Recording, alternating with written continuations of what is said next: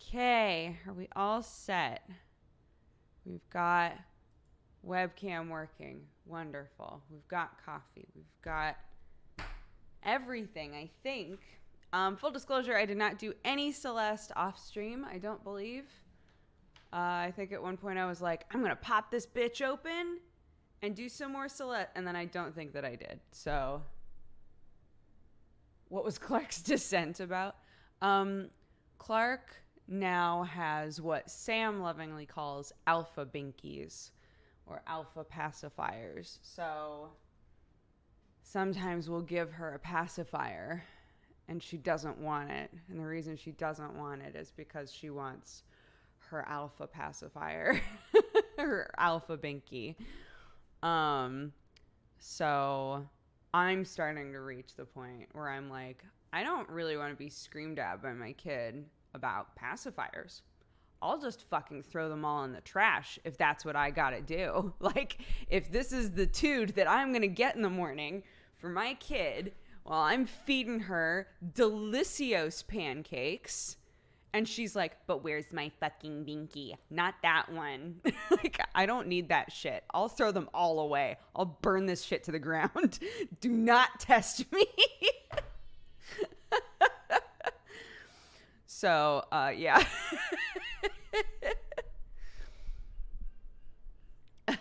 But on the plus side, speaking of pancake stuff, I tried a thing that I saw on Pinterest. I saw a Pinterest thing where you put pancake batter into cupcake molds and just make pancakes that are actually just muffin-shaped pancakes, basically.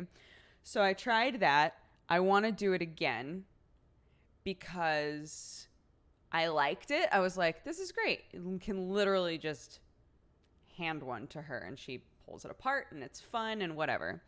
Here's the problem is that pancakes, the reason that we put a bunch of fucking shit on pancakes is because they're very dry.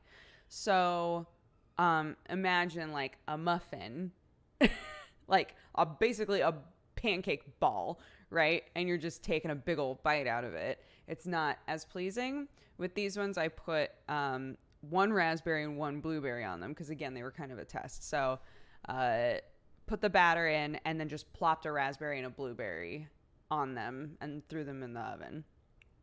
The parts where there was a raspberry or a blueberry, amazing.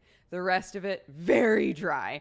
So keep in mind I'm also leaving regular sugar out of it because these are primarily for Clark. So I was like, all right, well, next time I think I would want to make up a batter and then right before pouring, mix in a bunch of fruit and then pour them so that there's like fruit throughout. I think that's probably what I would do instead.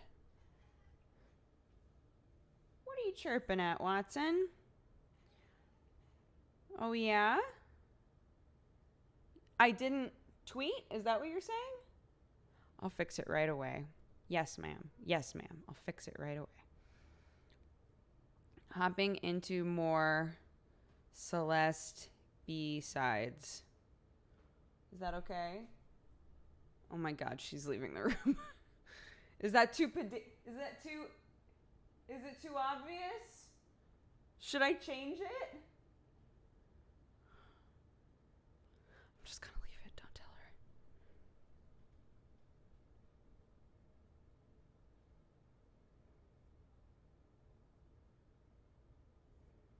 her. Okay. Watson is a great man. Even Sherlock left. No. Watson's okay. So yeah, I brought her to the vet yesterday and she has a bunch of rotting teeth too. So Sherlock has no teeth.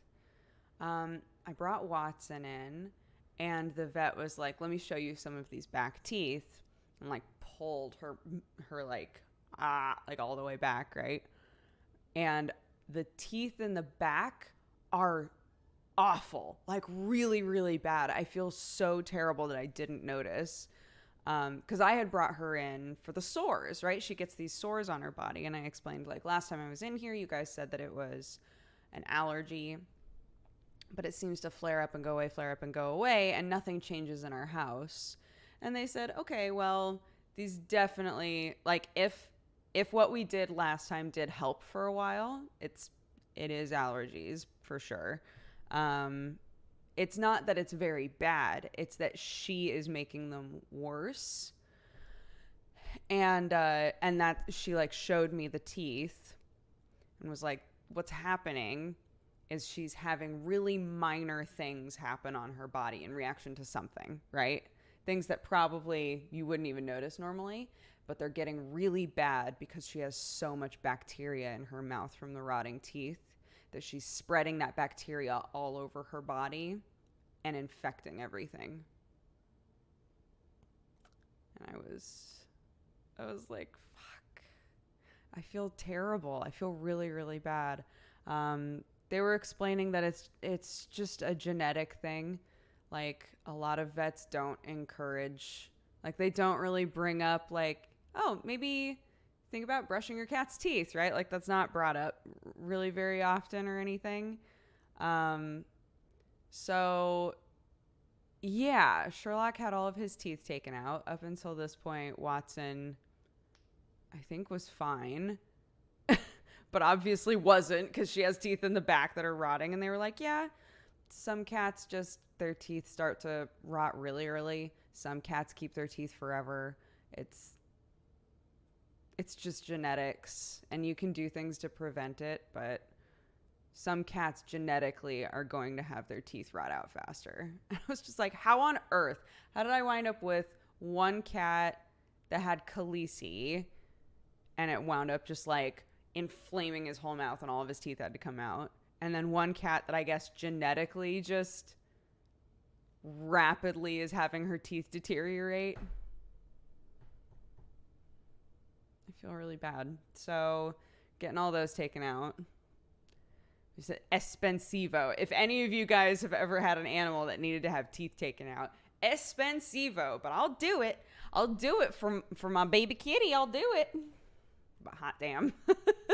How old is she? She's 5? I think she's 5 years old. And Sherlock's like 9, going on 10, I think.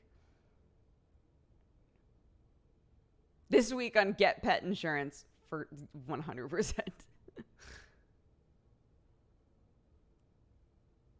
Whoa! My aunt and uncle had the same thing. 2 of their cats have genetic teeth things where their teeth reabsorb into their gums. What? Do you have pet insurance? So here's the hilarious thing is I had pet insurance so when Watson ate all the almonds, I'm sure we remember this. When Watson ate all of the almonds, and she had to have surgery, I was like, fuck this. I'm getting pet insurance. I'm not dealing with this shit anymore, right? I don't want to have a bill that makes me just like dry heave ever again. So I had pet insurance. Yeah, I had pet insurance until last year, and then let it lapse and just never got it again. Pet insurance is super cheap. It's super, super cheap. Like, comparatively, right? If you're in America and you're paying insurance for a human, looking at how to get pet insurance is like, wow, that's pretty all right. I just let it lapse and I didn't get it again. Like a big old dummy. I had 3 different money related things happen yesterday. Welcome, every single one of them made me go, cat loving, coffee drinking burrito babe. And last night I was like, Sam, I'm so dumb. I've done 3 things that have like really wasted money. And I feel really bad about it. It's one of those moments where you're just like, I need to be a better adult, right? Like, I need to get more organized. Oh my gosh, this is actually a wild ride. I know that we're supposed to be playing Celeste. Just give me a second. So I was watching a series of videos by this lady. I think her channel's called Homeschool Happens. But so it's a video where she's like, all right, we had a bunch of stuff from our old storage facility. Like, we had a storage thing offsite, and stuff's been there for like 2 years, and it was delivered to the house because we couldn't afford to keep it anymore. It was delivered to the house. Obviously, we don't need this stuff. We've been without it for 2 years, but I'm just going to go through it really quick. And that's what this video is going to be, right? And then it devolves in like an incredible way, where by the end of that video, she's going, holy shit, I think I'm a hoarder. It's incredible. It was incredible. So, it like started off with her going, I'm gonna like go through all of this stuff. And she had so much trouble with it. And then realized, oh my God, there are all of these areas around my house where I just like keep stuff. I really need to start dealing with that. So she started trying to deal with that and was like, oh my God. So she, going by her name, she homeschools her kids. She has 3 kids. And she just has like supplies for homeschooling everywhere, but it's in excess, right? Like way too much stuff. So she's like, man, I'm realizing I should really go through my homeschooling stuff. And she starts going through everything. And yeah, by the end of the first video, she's like, I did not think this was going to be so hard. Why is it so hard for me to get rid of shit? The next video, she's like, all right, part 2. We're going to try this again, right? Part 2 starts off with her explaining that she came home and the areas that she cleaned out in the first video were already cluttered with shit again. And so she's talking about how she came home and just started sobbing because she came home and looked at like all of the different areas that she had cleared out in the first video and realized, how did this happen again? Like this was just clean. How did I just do this again? Right? And just started crying because she realized like, oh my God, there's stuff that I need to unpack about how I live. Like I need better habits. I need to start fixing shit about my life. Right? So it started off with like, I'm gonna unpack some stuff from our storage from 2 years ago. Won't that be fun? And now it's been a 4-part video series. Where she's like reading all of these books about minimalism and what that means for different people, and like totally going through every area of her house, realizing what she needs, what other people can use. Like it's been a fascinating series of videos for me. Wait, I'll find them. Hold on. Let me find them because I adore. She's also very sweet. Like I'm a big fan of her now. I've literally watched like 5 of her videos. And I just like, I love her. She's great. Okay. Yes, this is the very first video. Here. I'm gonna link you guys to her. She's so cute. Okay, that's it. Yeah.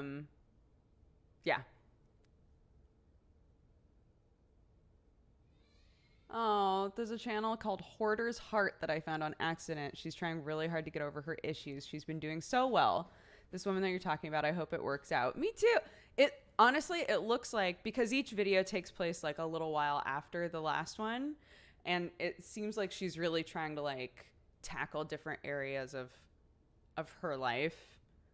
And it's been fun. It feels very, very, the reason I brought it up is because it feels very, very relatable to me. I do shit like that. I'll clean like the whole kitchen, and like 3 days later I'm going, why is there shit all over the dining table? Right? Like, what the fuck is wrong with me? So yeah, watching these videos of her with her kids and like and her husband shows up and helps out with like the kitchen episode and stuff too, and it was just like, man, it was very sweet. I still remember your legendary coffee mug collection. Yeah, part of her kitchen episode is she was like, so I had a bunch of mugs and now I have 5. And I was like, oh, should I aim for 5 when we move? Should I only take 5 with me? That like gives me a little bit of anxiety. That's the problem. That's what's wrong with me.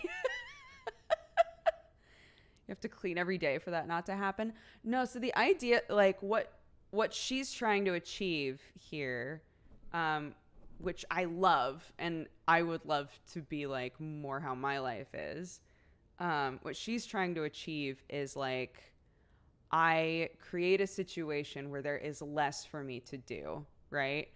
The things that are unnecessary are just not a factor. So there are less variables for me to worry about in my life. I can focus on my kids and homeschooling them. I can focus on my work and get my work done. And the rest of it is just easy, right? Is like the goal. And I'm like, God, the dream. That sounds great. Have a smash party, but there are people that can use that shit. Anyway, yeah. Somebody pointed out that that I had, in the context of talking about my cat needing teeth taken out, I had said, God, why do I keep wasting so much money? Obviously, that's not how I meant it. Like, it's a waste of money to be helping my cat. It's more that there are things that could have prevented extra cost that I am not good about upkeeping, right? I should have kept up with our pet insurance so that I could have offset some of the pet costs. And then X, Y, and Z, all of the other like personal shit that I've had money issues with lately. But it's fine. They're all learning they're all opportunities to learn how to do things better. So if I take these opportunities to make changes so that that doesn't happen again, then I will have learned. If I let it happen again, then it's a problem, right?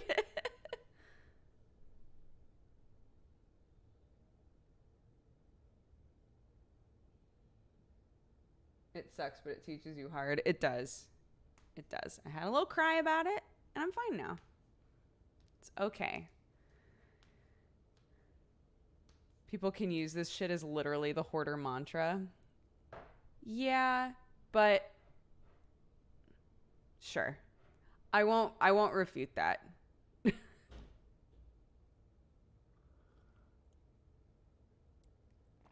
I used to watch so many of your videos. I fell off of it for a year or two, but watching you again has been really nice.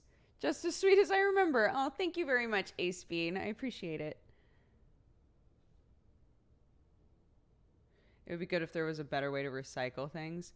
Yeah, I mean, my plan is just to take everything to Goodwill and the women's shelter and all of that. That's when we move, that's the plan, is to be like, all right, let's just donate as much as we can. Anything that's like really expensive, I'll probably try to sell, but for the most part, it's just easier to be like, here you go, somebody can use this.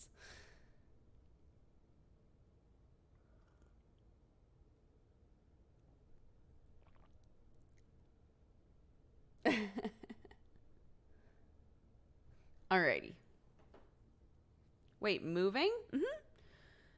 Sam and I are trying to move to England. There isn't like a timetable on when that's happening, but we're in the zone of thinking about the logistics. So soon TM, yes, exactly. Soon TM. So that was one of the other things that I was able to get done while I had Watson there, was to say, hey, what all does Watson need before we can move? So I now have a rabies certificate and all kind. Oh my God. Here was the other thing. Apparently Watson has never been microchipped. I was like, what? Of course she has. And they said, no, she doesn't have one.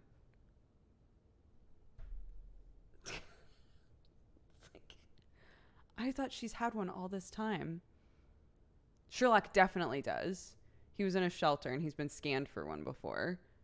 But Watson, I guess, I just assumed that they gave her one when I brought her to the vet and said I was adopting her. I feel like I had a conversation with the original vet. But now looking back, I'm like, maybe she was too small. Maybe the conversation was when she gets her to be her full size. Let's microchip her. Maybe that's what happened and I just didn't remember it properly. But holy shit, to bring her in and have them scan her and be like, oh, she doesn't have a microchip. I was like, what do you mean she doesn't have a microchip? What? So yeah, microchip your animals. Microchip your animals. It's very important. I thought I had. Turns out I hadn't. So it's just a lot. A lot happened yesterday. A lot of stupid shit happened yesterday in my life. But Watson is overall in good health. It is just an allergy problem. When her teeth comes out, she will be healthy. My family is healthy. Everything is okay. So I just gotta move the fuck on and get this video game open. Why is this so difficult? Okay, here we go.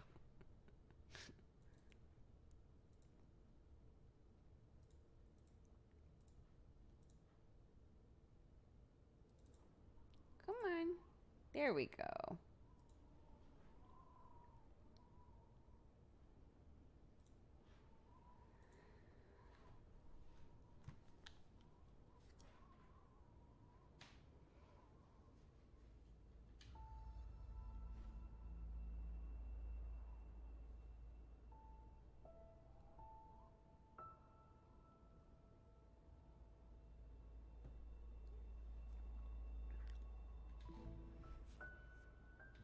Yay!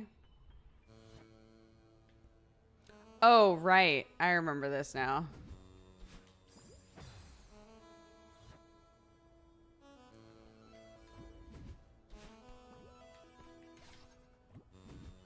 Oh, all right.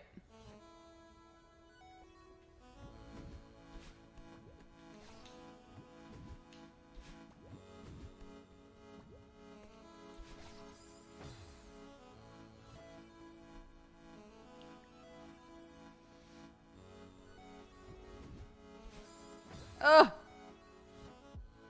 I got my skeleton onesie at the grocery store. So, I don't know what to tell you.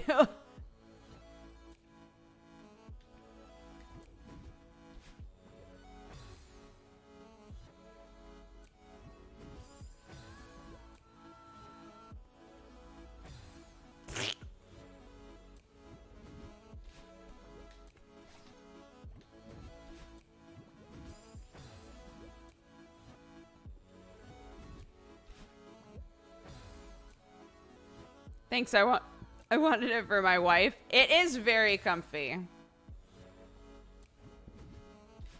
Do I still have mine? Did I get rid of it when we did our last clothes purge? I was gonna say if I still have it, I'm down to just send it to you, but I don't think I do anymore.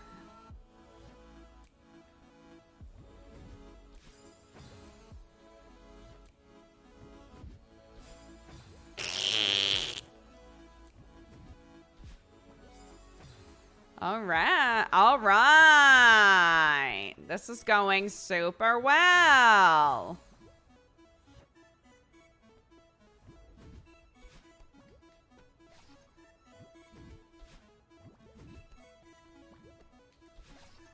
Shoot.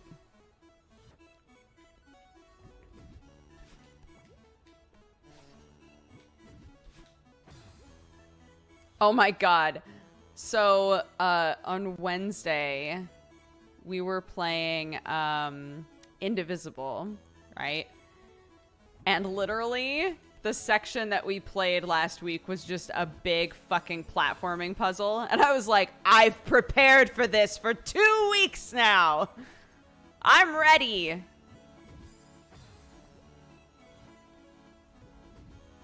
It was great.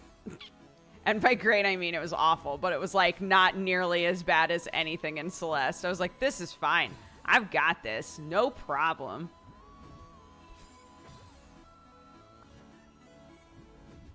I don't mean to make that sound like I didn't struggle at all. I definitely did.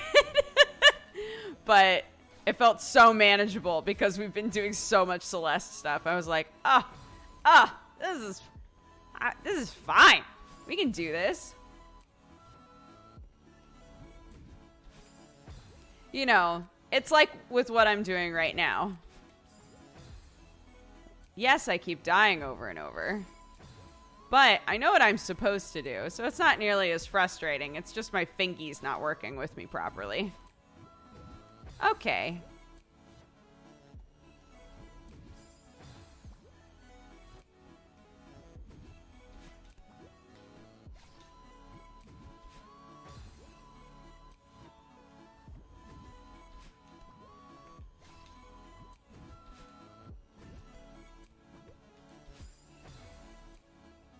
Muscle amnesia. No, it's this, for some reason, this little, like, jumpy dump here is a little weird for me.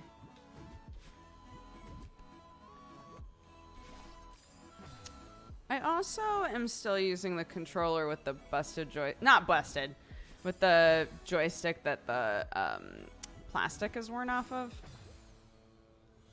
You should just swap controllers. I probably should just swap controllers if I'm being real.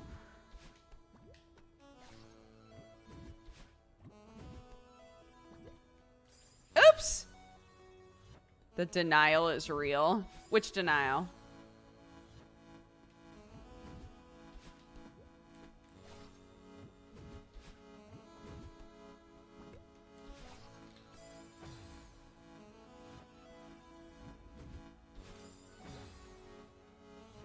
Has it gotten harder to keep tidy since having your daughter? Are there any bad habits you've noticed that you hadn't before she became part of your life?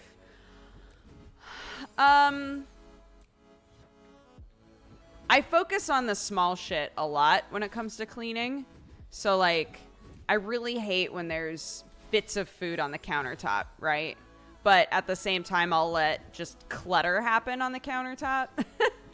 Which, to be fair, one of them attracts ants and one of them does not. But I've had to, like, really chill out on that because it also spreads to, like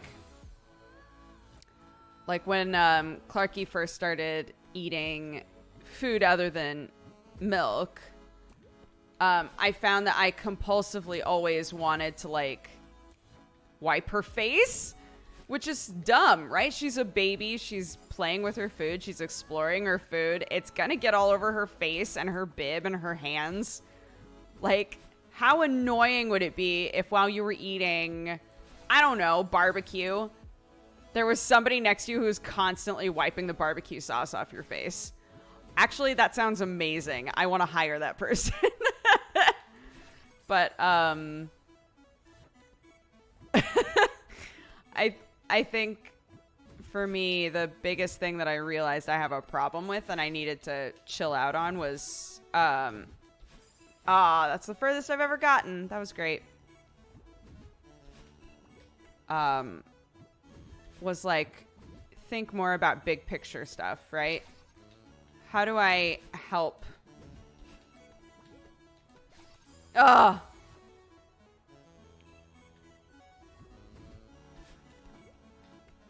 How do I help with big stuff and not worry about little stuff, I guess? Oh! That is the point of barbecue, the mess. That's probably why I'm not a big fan of barbecue. You guys know I hate, like, a burger that drips all over your hands. I have such a problem with barbecue. I don't know why. I'm down to get dirty in basically every way other than food mess, right? I can work on a farm all day. I can get oil on my hands. Like, I don't give a shit normally, but food just bugs me and I don't know why. I really hate when I'm eating and there's just like sauce or something all over my hands. I hate it.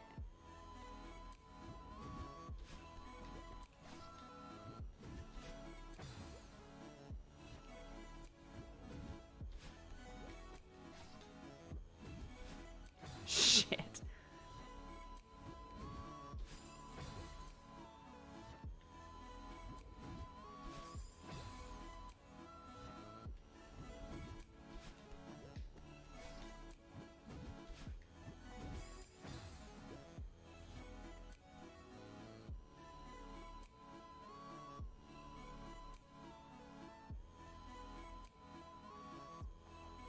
Yeah, maybe that's what it is.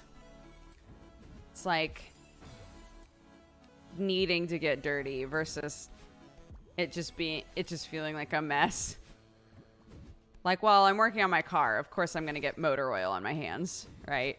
Versus I'm eating. Why is this happening to me?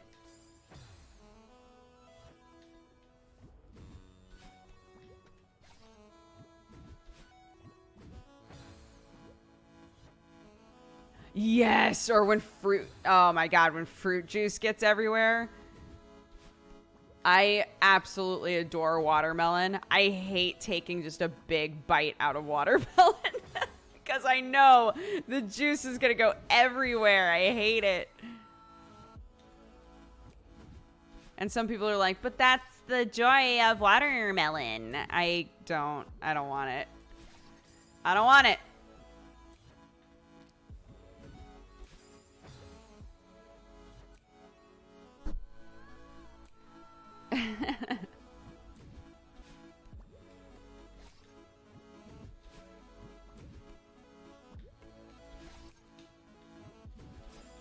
Oops.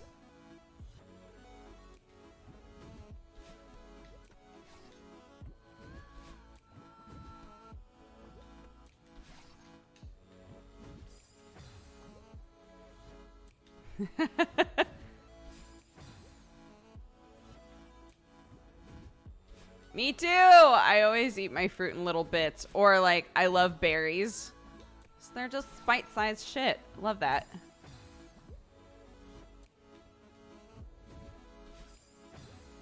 Yeah, I think that's the exact reason why I don't put syrup on pancakes or waffles. Aside from the fact that pancakes and waffles are better when they're not a soggy mess.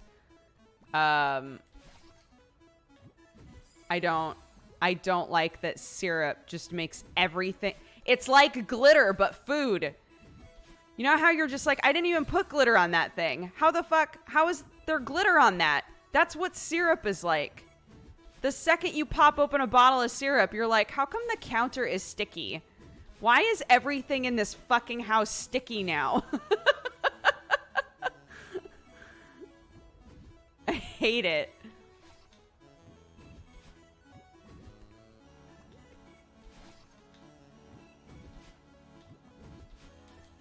No, son of a bitch. Waffles aren't dry. Waffles are crispy and delightful. They don't need nothing. Pancakes, I agree, do need something, which is why earlier when we were talking about pancakes, I was saying, you know what, next time I think I'll probably put more fruit in them. But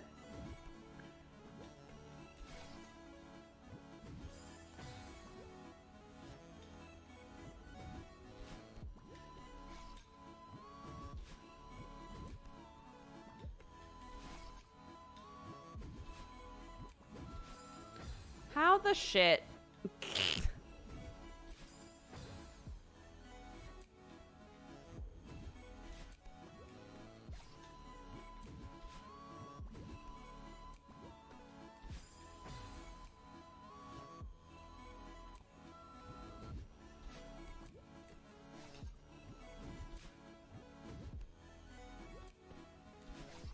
Whoops.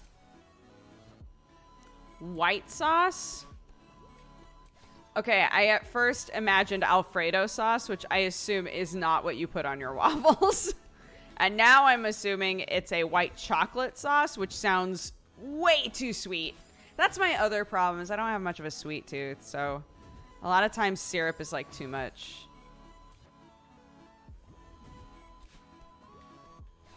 Oh, maybe like gravy from Biscuits and Gravy. Oh my god, you make it savory. I do like savory shit.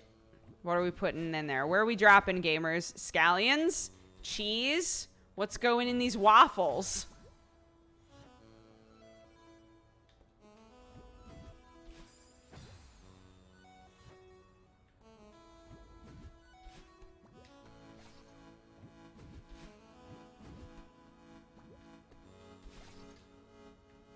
What the hell?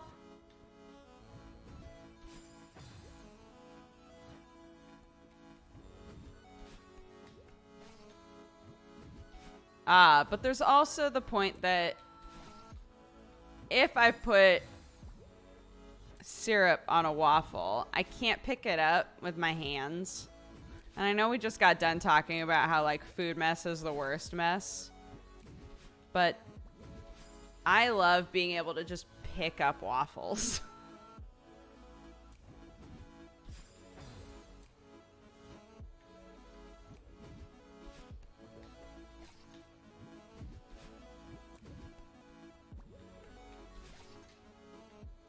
Oh, all right.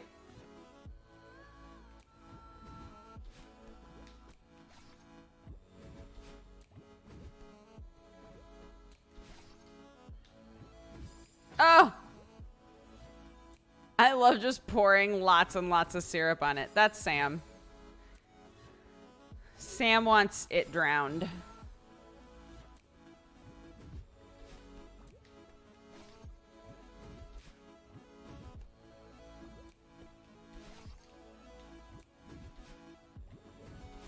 What the hell?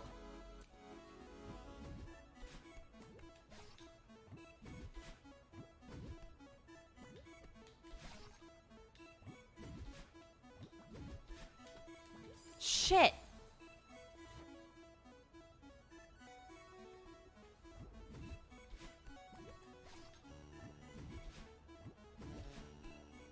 Oops.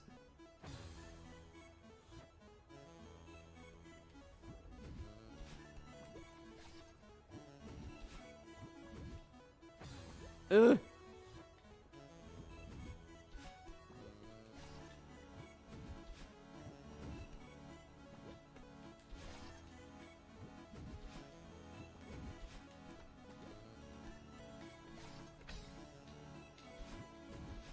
Oh!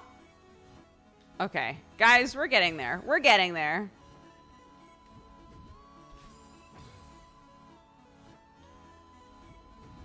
I have played a lot of Hollow Knight. It is my favorite game of all time. I can comfortably say that now.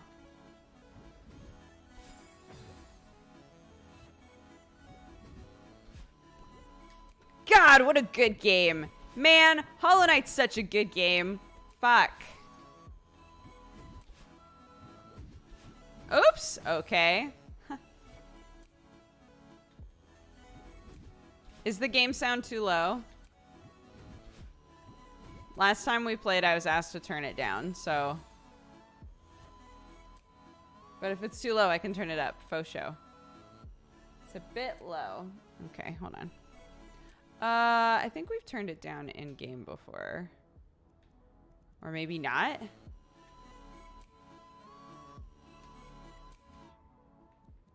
Let's try that. Is that any different?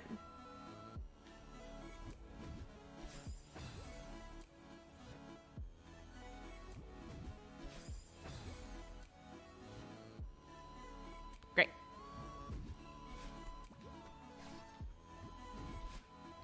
It's super worth it to try and get all of the endings. Yeah.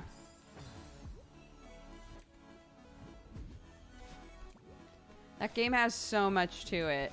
I will never forget hearing that there was DLC for that game and being like, amazing, let's go find it. And literally found a ton of shit.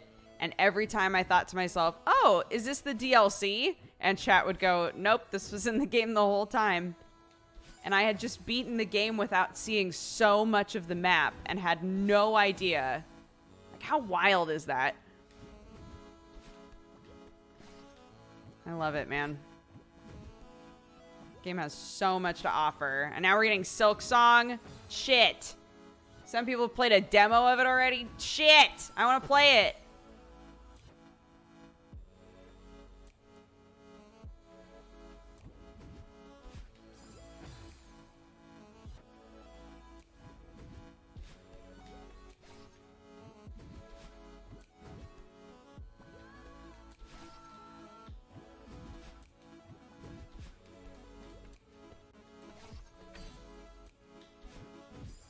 Oops. Okay.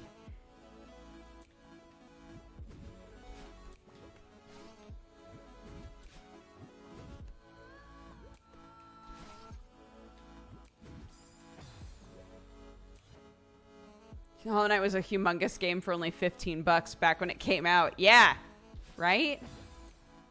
It's so affordable for so much game.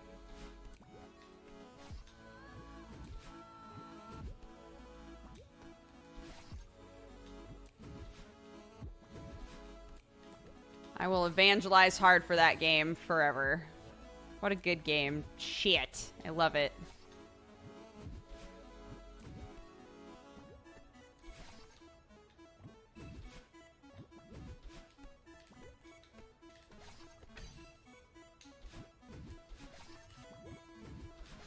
No! Okay. Good job. Good job. Good job. We can do this.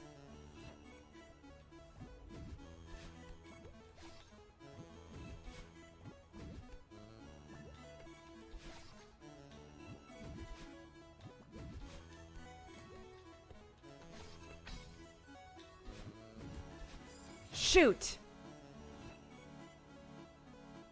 Only problem with Hollow Knight is that now every Metroidvania gets compared to it, like Blasphemous. Yeah, which I think when we were playing Blasphemous, I was talking about that. Like, I don't want to be doing that. But it doesn't help that pretty much any time one of those games come out, people in chat are asking, like, how is this game compared to X, Y, or Z, you know? And you don't want to have to, you want them to be able to stand on their own, right? It's like when we played Bloodstained had mechanics that I haven't seen before, right? It had so many things that were uniquely Bloodstained. And it was fun and we had a good time, but if somebody came in and was like, "Oh man, how does this game compare to like Hollow Knight?" I had to be honest and be like, Hollow Knight was better, but that doesn't mean that it's not a game worth playing, you know? It has lots of elements that I enjoy. It was fine. It was a fun game.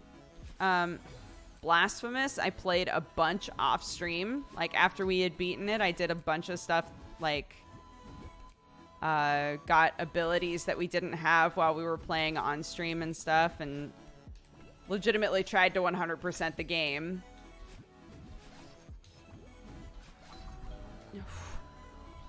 Wonderful.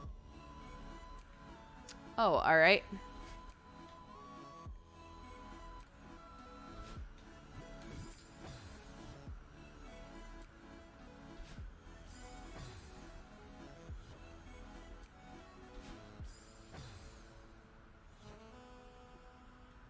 Hi, Pluto. Oh my God. All right. Oh.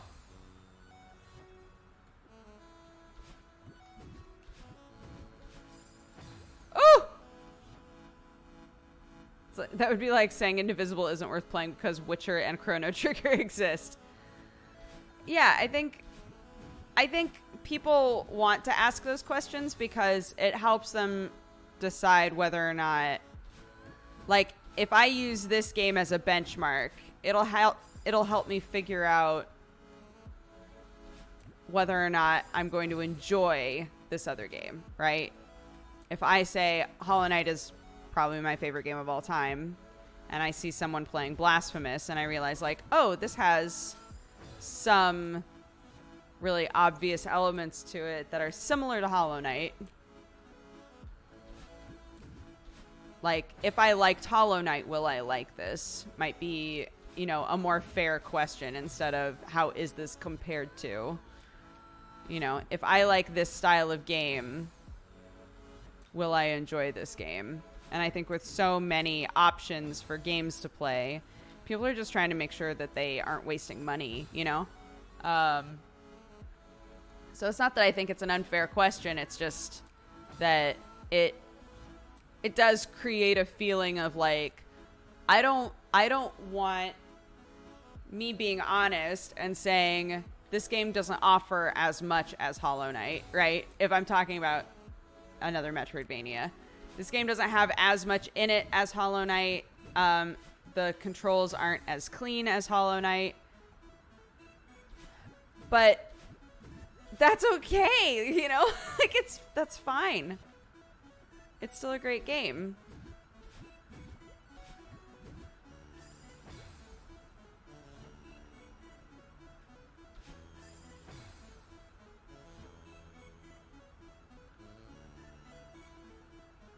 How far are you into the B-sides? We're on the windy level, whatever that is. I think we've done...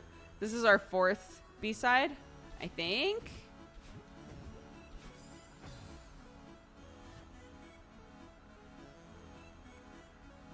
I just turned on Steam to look up Hollow Knight, and now I'm trapped in update hell.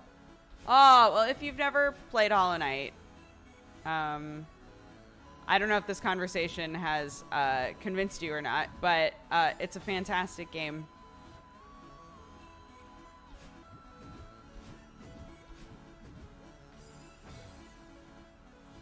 How many more hearts are there to get? A bunch. That's why I want to be doing more of this off stream. I just haven't been thinking about it.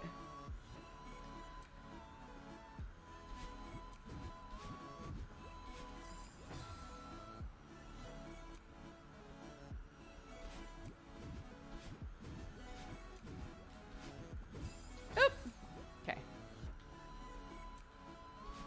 Did a little better that time.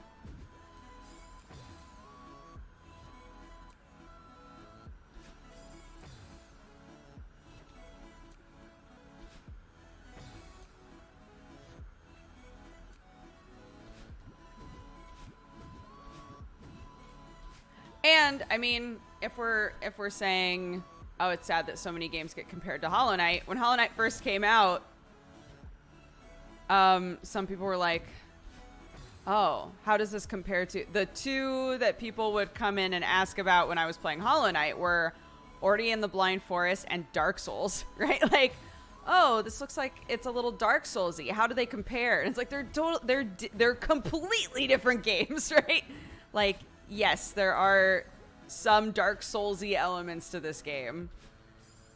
But to compare them would be a waste. Like, a wasted effort.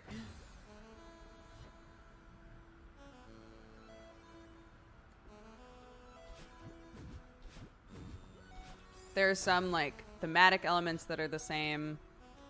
And I think most games should do this, but it has the sort of fight systems where there isn't a ton of RNG with battles, right?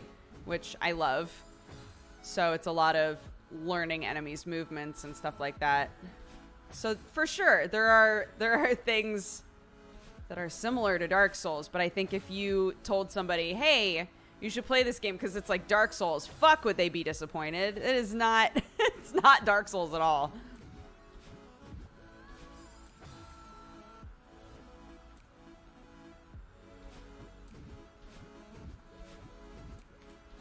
Oops. I think I'm the only person in the world who thought Hollow Knight was fine. That's okay. And I mean that. I'm not saying that like, it's fine. You're entitled to your opinion, even though it's totally wrong. Just kidding. I'm not saying that. There are plenty of things that other people think are incredible that I think are just fine. So I get that feeling of like, did I miss something? You know.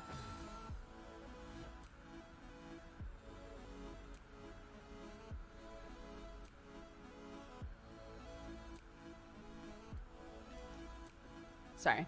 Was taking a sippy of my coffee.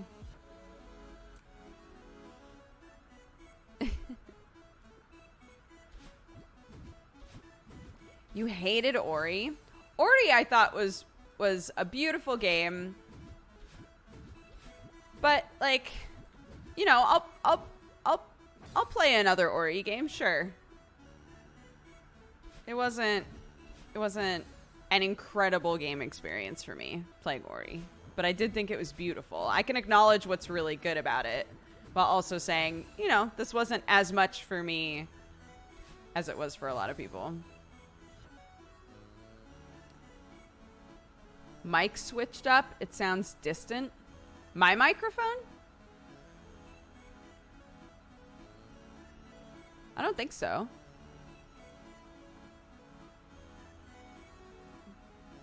It sounds fine. Okay.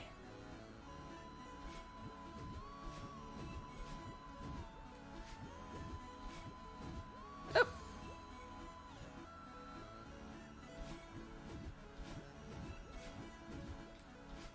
Oop.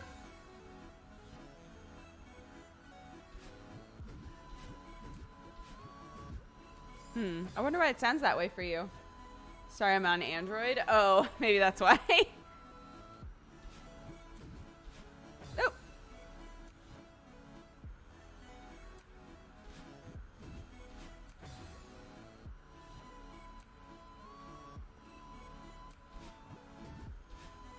Oop.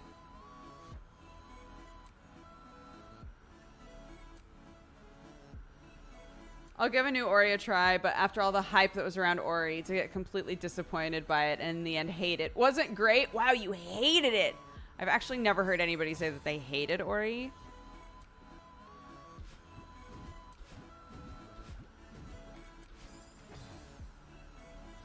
It does seem a bit low. Man, is my audio just like all over the place today?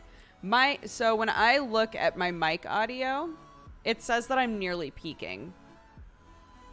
So I am hesitant to turn it up.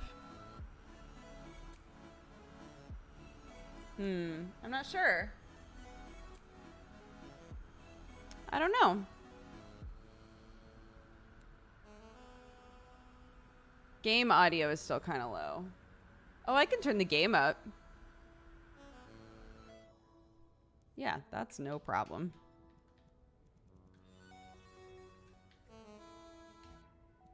Okay, let's try that.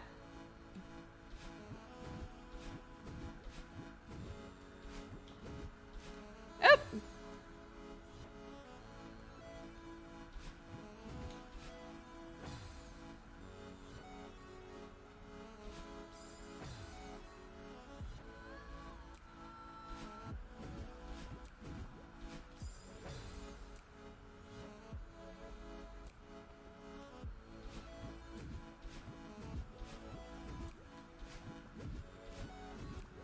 Damn.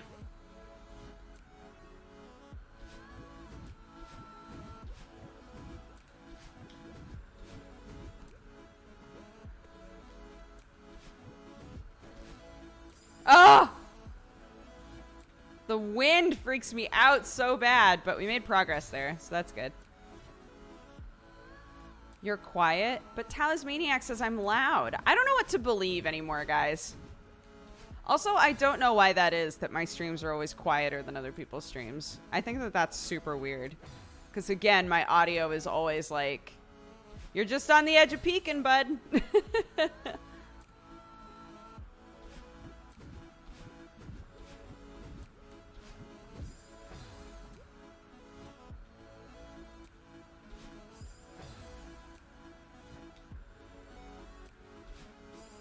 Have I introduced Pusheen to Clark yet? Yeah, I had to. Because the lovely Scintilla bought her a Pusheen when I had her. So she has a big Pusheen cat sitting on books in her room.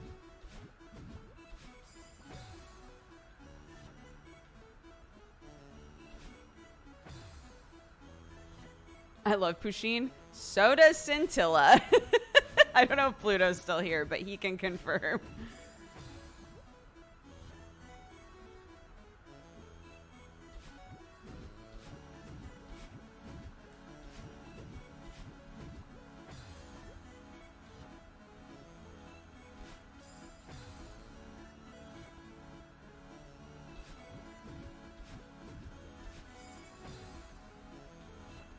TY, TY, TY. Oh, son of a bitch.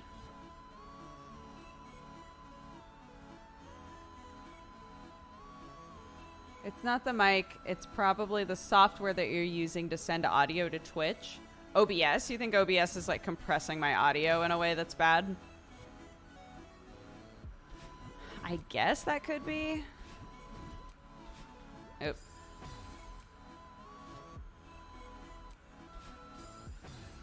But like, nearly everyone I know uses OBS.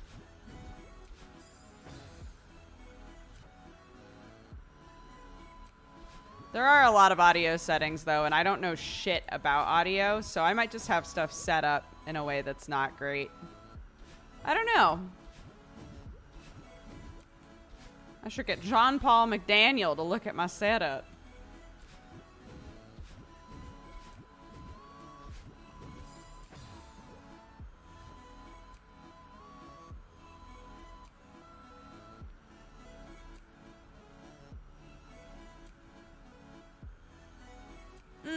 Some people are just like way more sensitive to audio differences.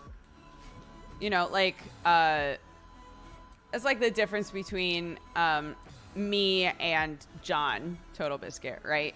We would listen to things and he would be like, "Oh God, the compression is disgusting," and I'd be like, "What?" Like, "Oh, the graininess of the audio." I was like, "What? What do you mean the graininess of the audio? What?"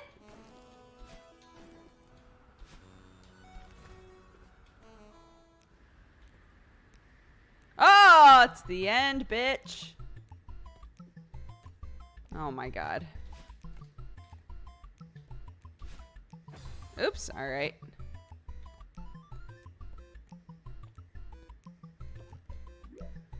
Okay, let's see what the fuck we got going on here.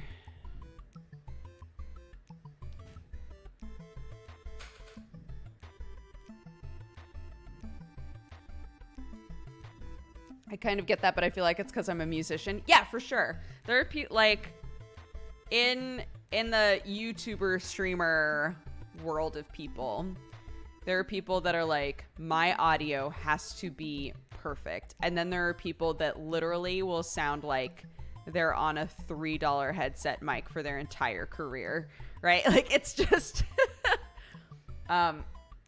some people become very, very obsessive about audio because they can hear how different it is, you know? Okay, I see how to do this. I mean, I'm still gonna fuck it up because there's so much wind, but...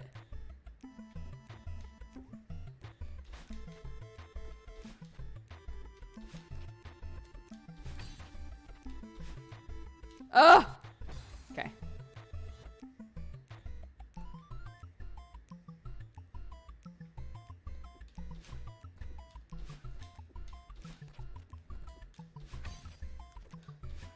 Ugh! God damn.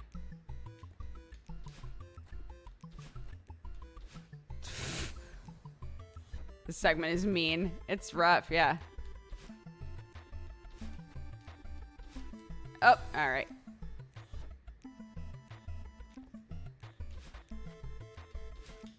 Your mic's too low. That's not super helpful, Puff Butt, but I do love your name.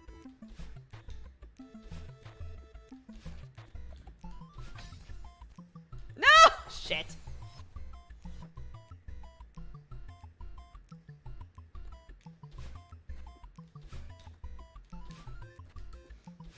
Shit.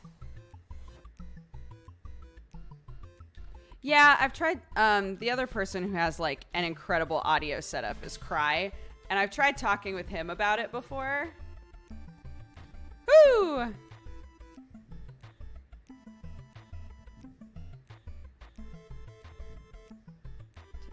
One, two, one, two, one, two, one, two, one, two, one. No! Oh my God.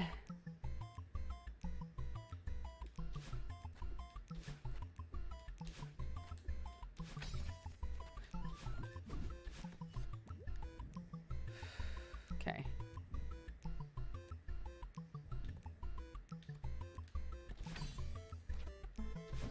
There we go. Did it. Sick.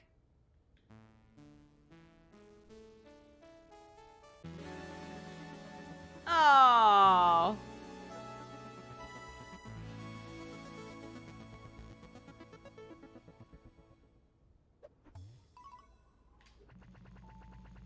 Don't look. Don't look. Don't look. Oh my God, I didn't hit 1,000. Actually fucking shocked because I definitely hit 1,000 on this one. Oh my gosh, Angie, thank you very much for all the biddies. Thank you, thank you, thank you. I appreciate it. Okay, let's see. Where? Oh, it's here.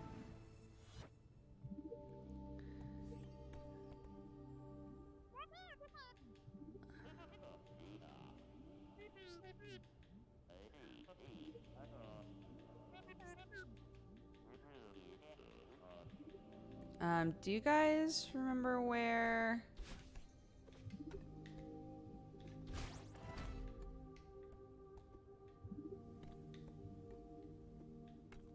it is in here? Do you need directions? Yes, please. I would love directions for this.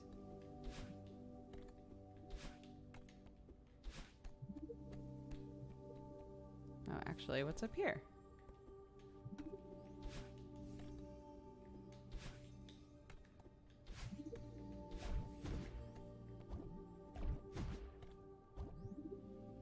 Next room. Okay. How is this game compared to Snakes and Ladders? They're identical.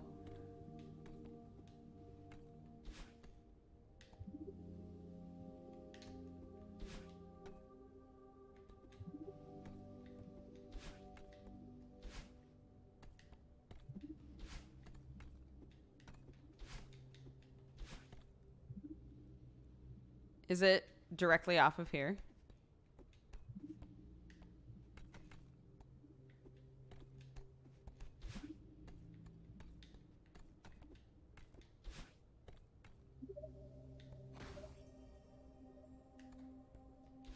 Uh-oh. Is it in here?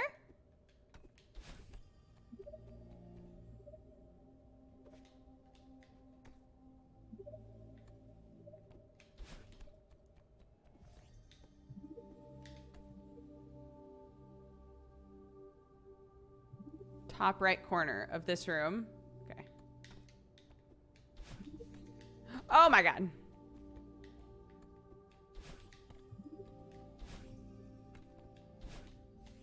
Ooh.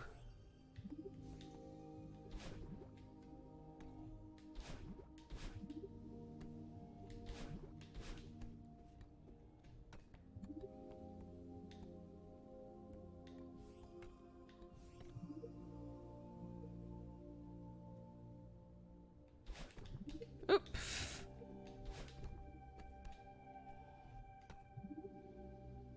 In here? Proceed to the right. Okay. Oops.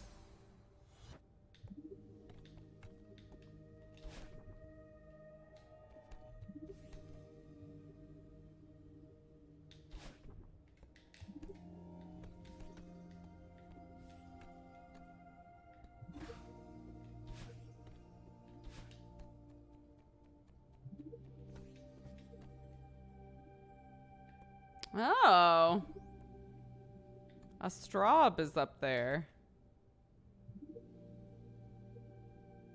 Fall a bit and use the red bubble to the right.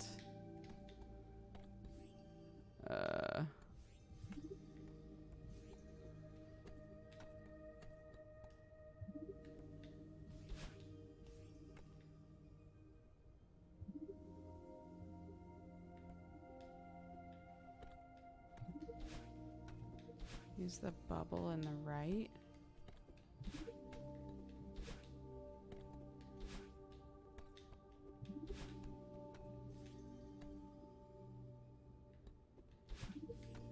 Use the bubble to go to the right. Ah.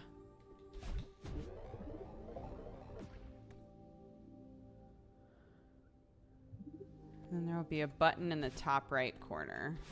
Okay. There is a button in the top right corner.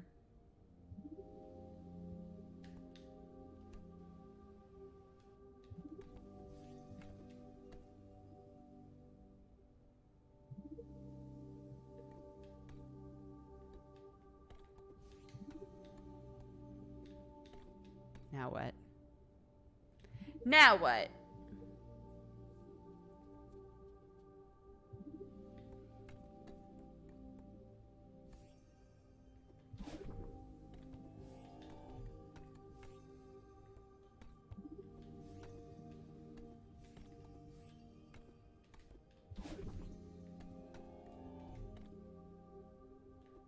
Smash like and subscribe.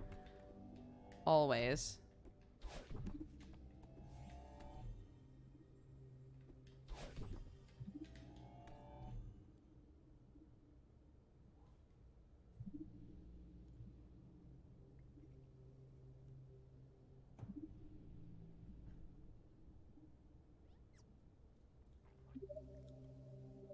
Two screens to the right.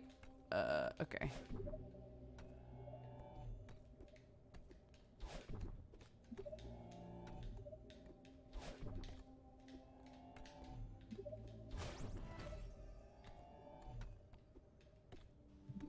I keep waiting for things to be like way more complex than they are.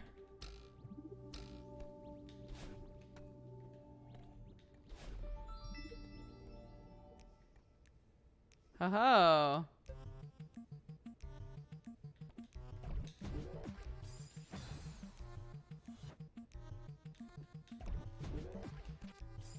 Hmm.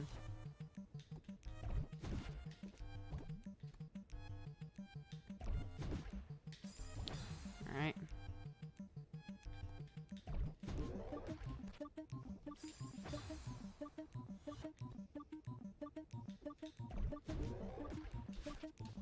Shit.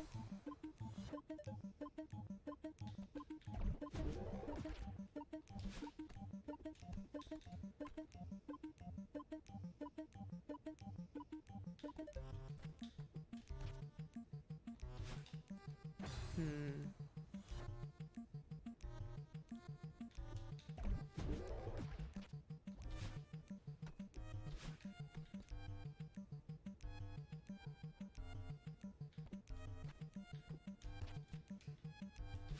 Hmm.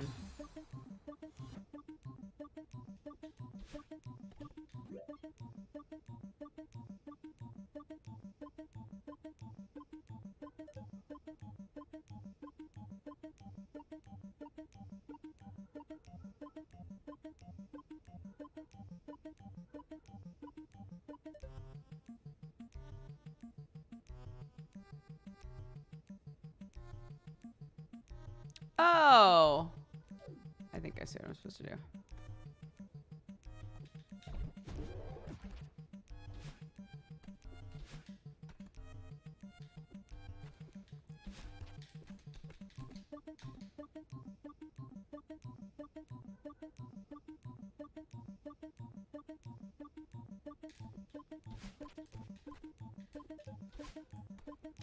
Nice. That wasn't too bad.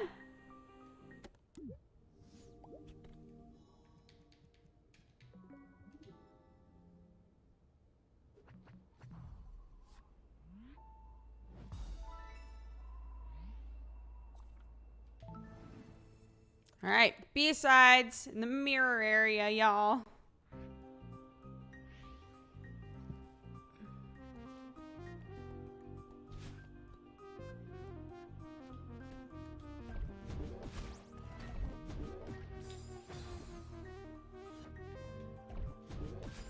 Oops. Oh, all right.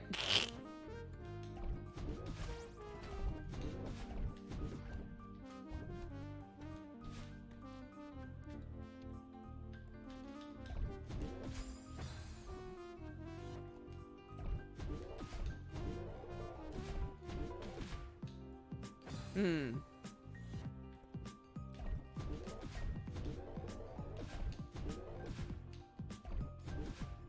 Oops.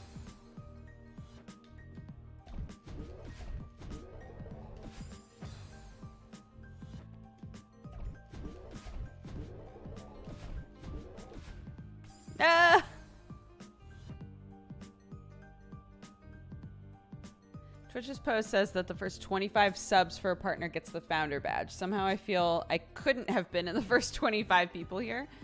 I don't know. I know that a lot of their feedback has been don't make it the first 25 ever. Make it the 25 oldest active subscribers instead. So I don't know if they've thought about doing that or I don't know.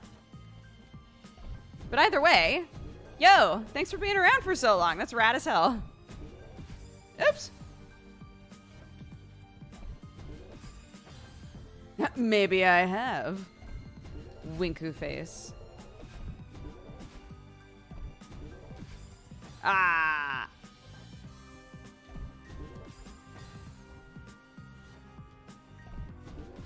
Nah.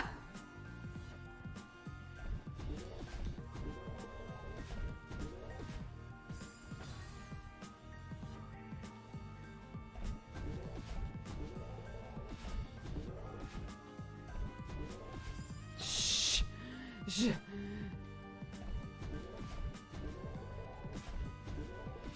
This is fun though.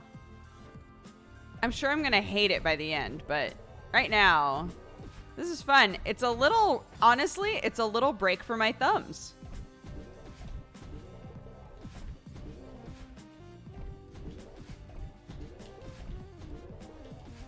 Nice.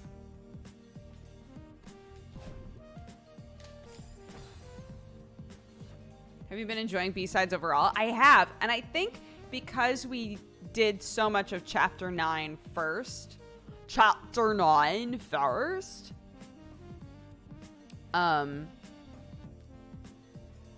the B-sides haven't been as bad as I expected them to be. All I could remember about B and C sides was people saying, Jesus Christ, these are hard. And I think because we did so much of Chapter 9, going from Chapter 9 to the B-sides, I'm like, yeah, they're difficult, but they're not impossible. Like, they don't feel impossible, you know? So, that's nice. Oops. That and no jellyfish. Yo, I'm not gonna lie. That is a big bonus.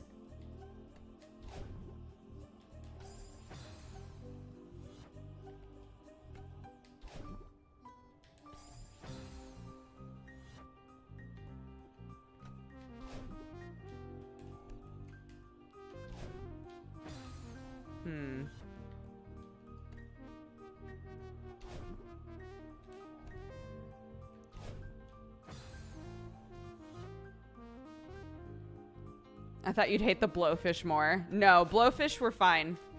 I didn't like either of them, but blowfish were fine. It was... shit.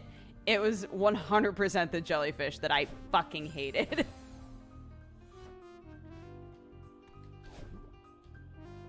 Oops! Nothing in this game ever feels impossible, which is what I love. After you... Even things that are really difficult or just feel so difficult... After you've done them a few times, you start to kind of figure it out. I think one of the jellyfish rooms is one of the only times that I've been like, I don't fucking know. Actually, two of them, right? We had two different rooms in Chapter 9 where I was like, I don't understand what I'm doing wrong. And it turned out that it was like I was doing the right thing, but my technique was bad, kind of an idea.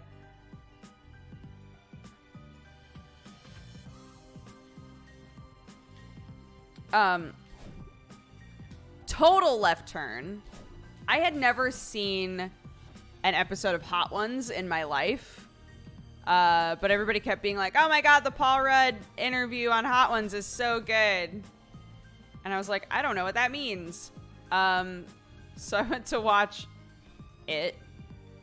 And I also wound up watching the Kristen Bell one because I've been watching the new Veronica Mars and Good Place. So I've been seeing a lot of Kristen Bell.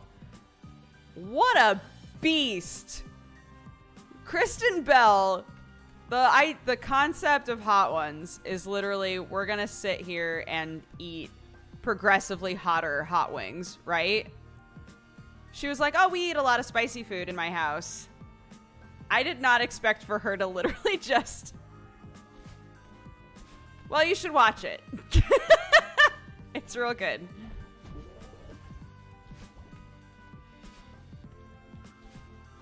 How do you think you would do in Hot Ones? Oh, badly. I like spicy food, but it has to be like a specific kind of spicy food. Does that make sense? Oh, God. Oh, God.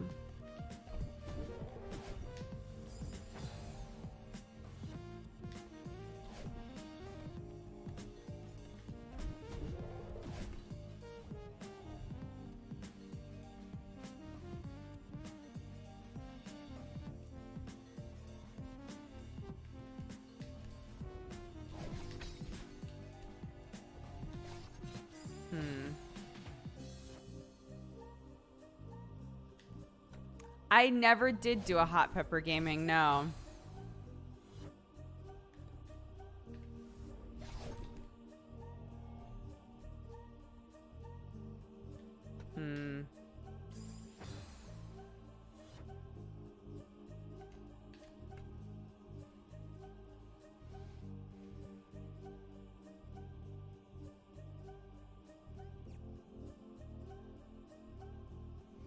The Shia LaBeouf one was awesome. I never really liked him, but the interview changed my mind. Yeah, in the comment section, I saw a lot of people being like, man, I haven't seen such good just like friendship chemistry since Shia LaBeouf on this show. And I was like, really? Shia LaBeouf was like a relatable person to have on the show? That's so surprising. But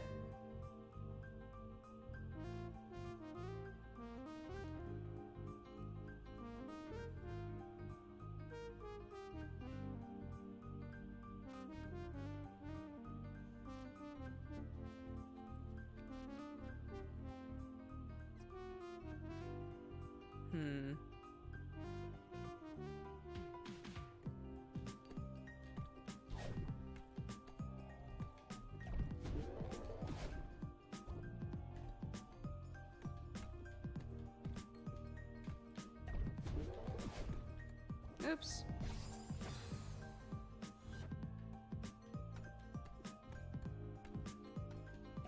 Okay, so obviously I'm supposed to use that as like my starting point.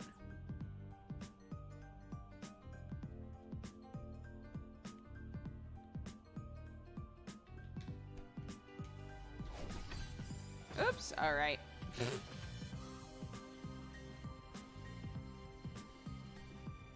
I'll come back to that room. It's fine. I'll come back. I'll go back there later.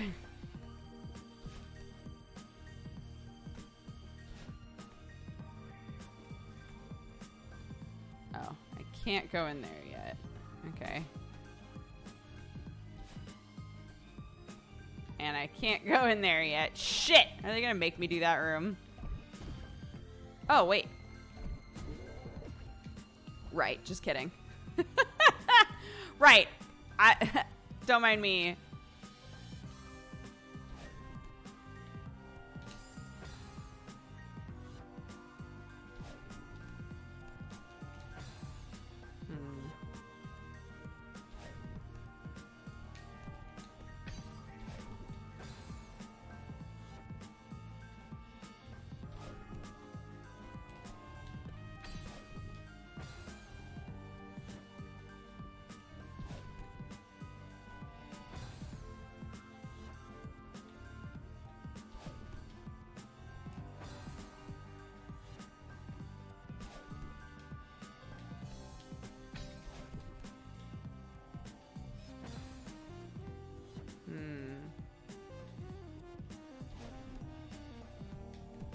What I wouldn't give for a pair of binoculars right now, huh?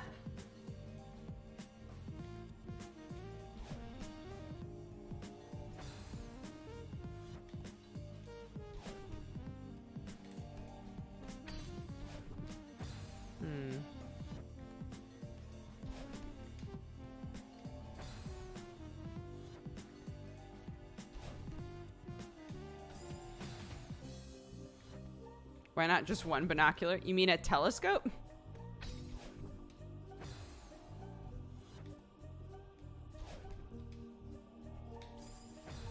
Two spyglasses, please. And make it snappy. I've got Sam watching Peaky Blinders. I watched the first season forever ago.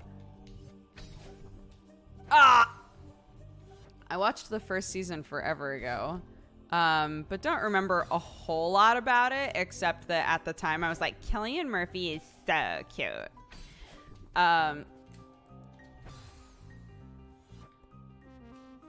Yeah. So we're watching it now, and I'm like, oh yeah, this show's actually really good.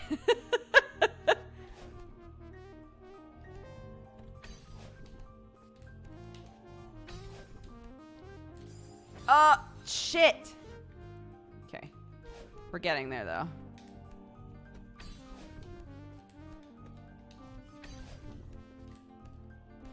No! No! Okay.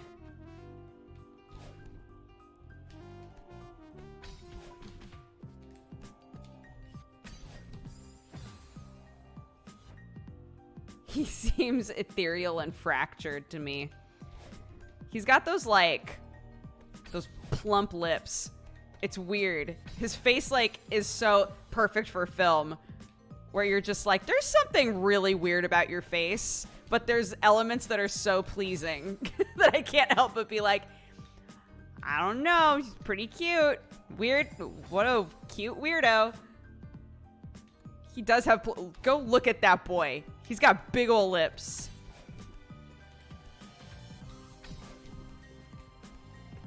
Ooh.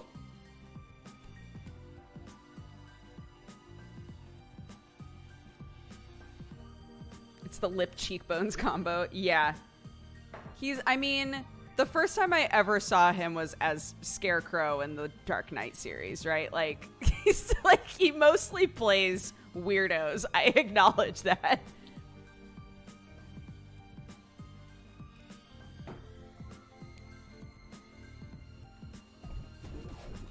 Oh.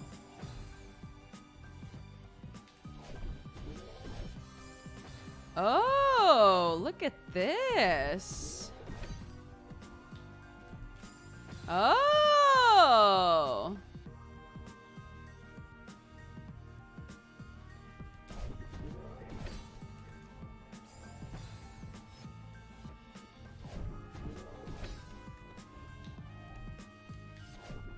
Oh. Oops. It's like Mads, right? A lot of people in my generation, I think, the first time that they ever saw Mads Mikkelsen was in Casino Royale. And you were like, what a fucking weirdo. And then you see him in a few more things and you're like, all right, but there's something really handsome about him. I think it's the same with Cillian Murphy.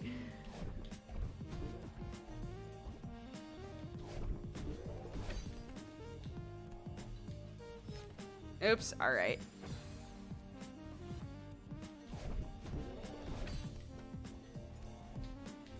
Shit, what do I keep doing? And then we got old Benny Cumberbobbler, and he looks like a cat and an alien had a child.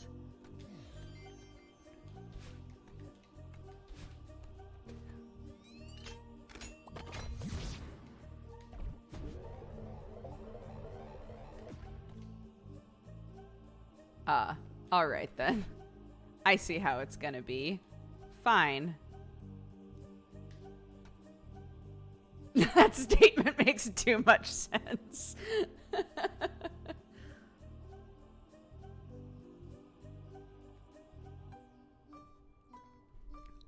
Yeah, Benny Cumberbobbler. You guys know who I mean. Benedicky Cumberbibby. That guy. Okay, how the fuck does this room work? Let's see.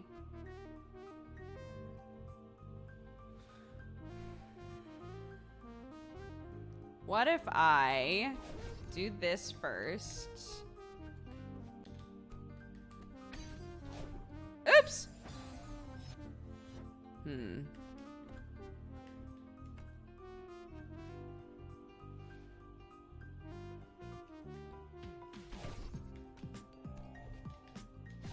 Oops! Right, I didn't have a dash. That's fine.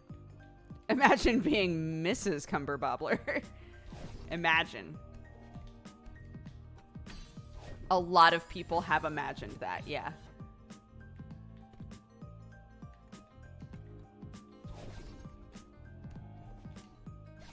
Why do I keep doing that?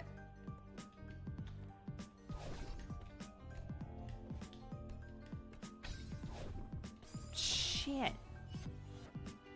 Okay, once I'm in here, it closes up. I can't come up with an escape plan. Zachary Quinto, too. Oh, yeah. Yeah, man. The first time I ever saw him was in Heroes. And he played a goddamn serial killer. And now he's been in Star Trek and American Horror Story and all kinds of shit.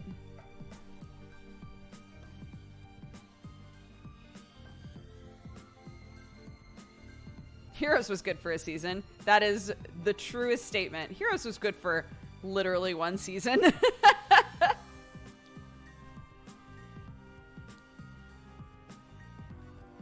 Okay. Okay. I think I know how I'm supposed to use this now. Oh, I have no idea how I'm supposed to use that.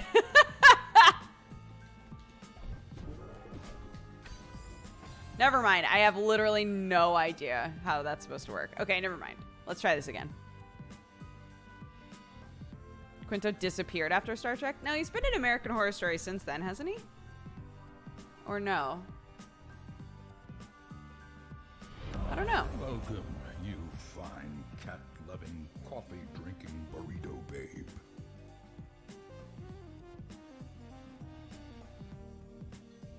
Thank you so much for the new subscription. Welcome, welcome. Oh, and Boone's in here. Thanks for the 6 months, bud.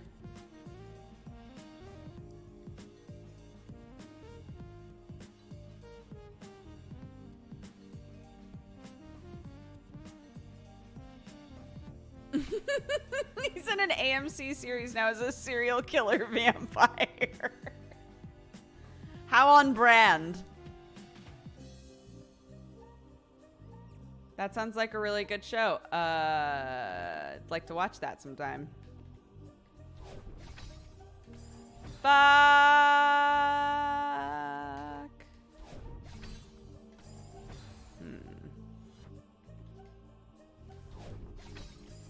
Okay.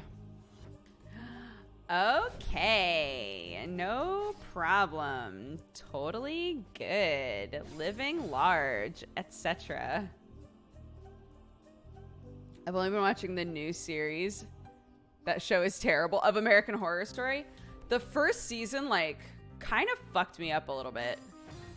There were scenes in the first season that I still think about sometimes, and it freaks me out. Does that make sense? But there none of the seasons since then, and I only watched up to like season 3, I think. The other ones just like didn't really do anything for me, so. Oh, the vampire series is called Nosferatu, like Nosferatu. That's amazing. Oh my god. Oh no, Nosferatu. Ah, I love that. Holy shit. That's so terrible. I'm such a big fan. I saw the premiere of that series at a con and I love it. Really? It's your jam, huh? It's a Stephen King book. That's even better. Fuck.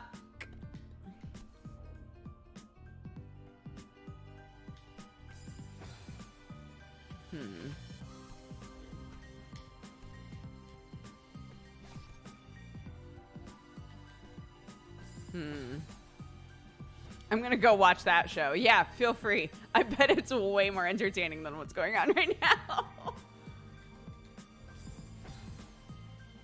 That was my first thought too, was, oh my god, I hope that there's a vampire in that show that has that license plate though.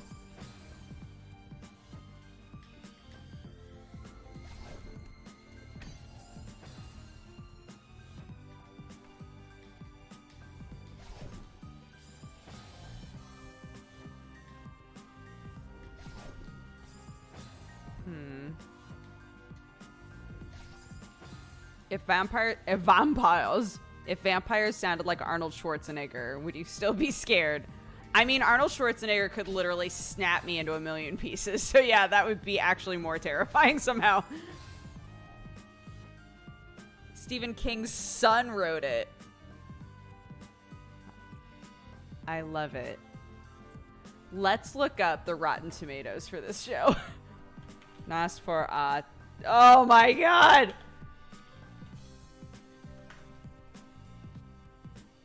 Okay. Wow! Actually, not bad. 70% average.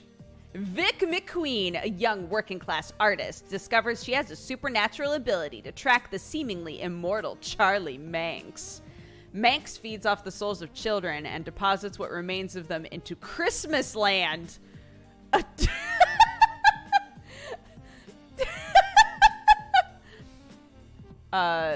Deposits what remains of them into Christmas Land, a twisted Christmas village of Manx's imagination, where every day is Christmas and unhappiness is against the law.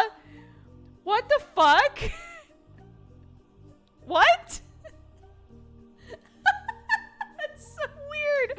What? It couldn't just be, she has the ability to track a vampire. It has to also be, he has really fucked up weird, like, shit going on with Christmas. So, enjoy that.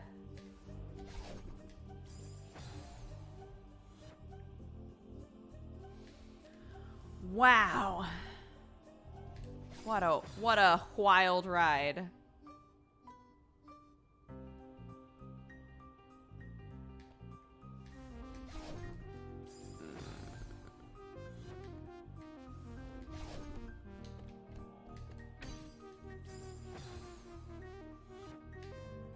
All right.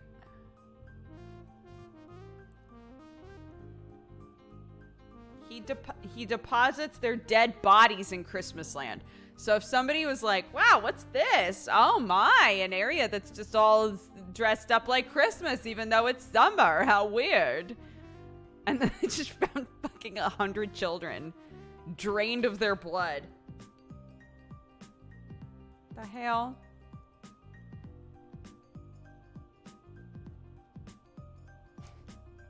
He's like the Grinch times 7 billion. Exactly. What the hell? I don't know why I started saying that like that. Recently, I've been doing that a lot, and I'm starting to even annoy myself. You just ditch the evidence in Christmas Land. No one's gonna go there in the summer, to be fair. Like, he figured that shit out. But probably, eventually, all of those delicious children will start to smell. I'm just throwing that out there. Is that the kind of show you could sell Sam on? Not in a million years.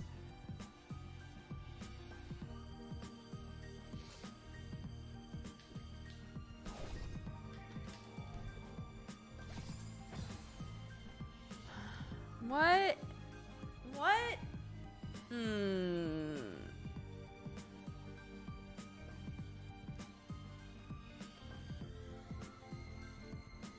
Stuff doesn't smell in winter, but in our imaginations, this show takes place during summer. There's just a place called Christmas Land in the middle of summer. I don't know what actually happens in this show, and I don't want anybody to tell me. All we know... No, don't tell me it's winter in the show! No! Now everything's ruined.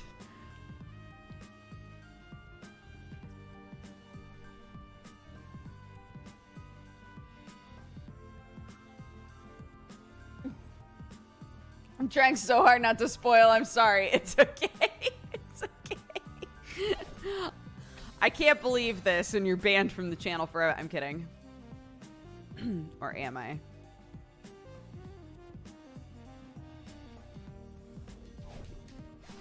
Ah! Wow, this is annoying. If only I was not bad at games.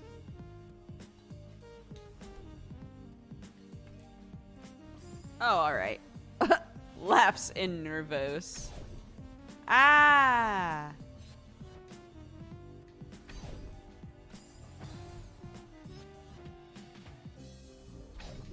Ah! Ah! Ah! Ah.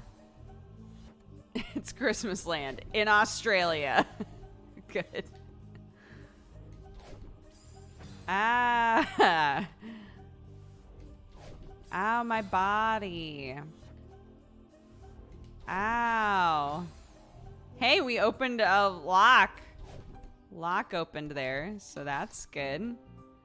That's a plus, right? Ooh, we might be getting onto something there. Wait a minute.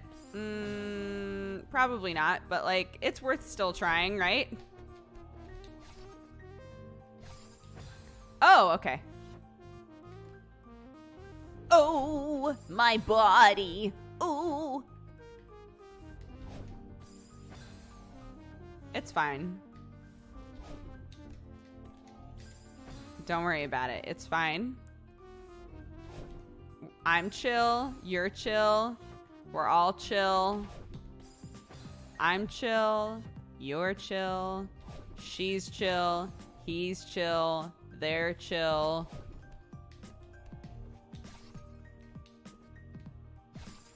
Why do I keep doing that?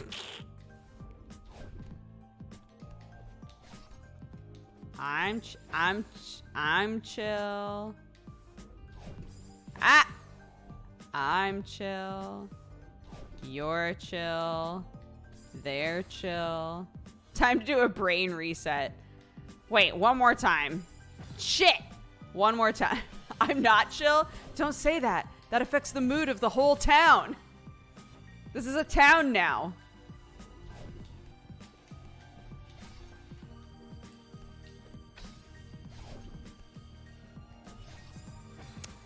Yo. That's the hard part. What do I do with that?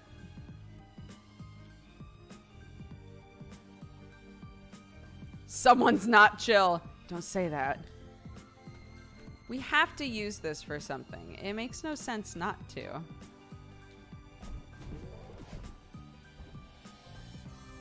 Or does it? Or does it?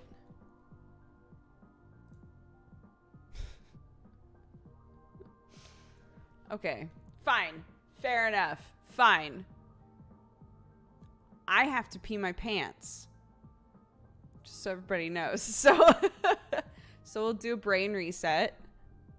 We'll all pee our pants. No one get up. Do not go to a toilet. You pee your pants where you are right now. Kidding, obviously. Let's all go to the bathroom if we need to. Let's all grab water if we need to. Take our pills, stretch, get some more coffee, right? Do all of those little thingies that are good for our bodies. Don't worry about it. They're all good for your body. I'm positive. And we'll be right back.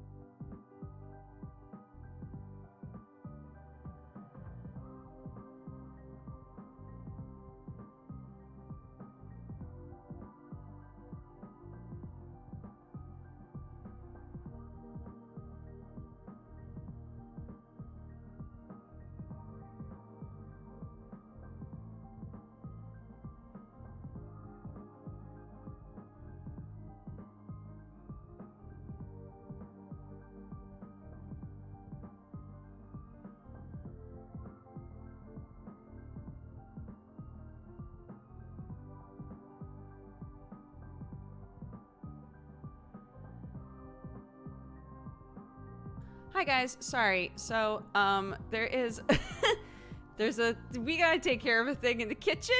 It'll just be a minute. You're amazing. Holy shit, you've gifted a ton of subs while I've been gone. I'm so sorry. Give us just a minute. There's a situation. I'll be right back.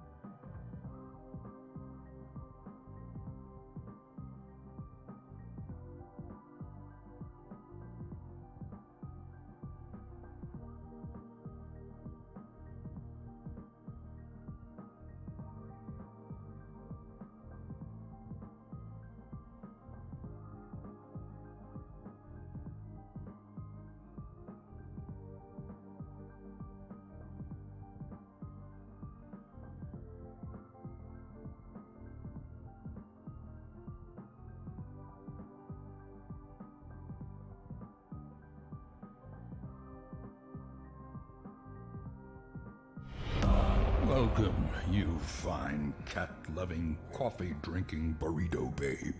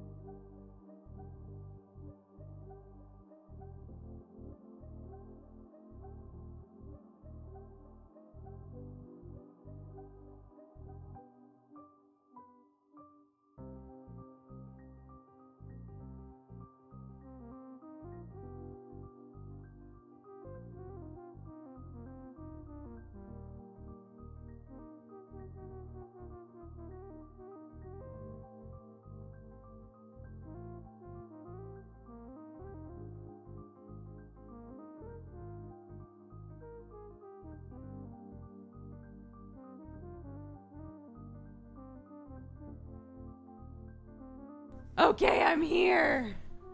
Oh my god. Hello everyone. Welcome back to the stream. I'm so sorry.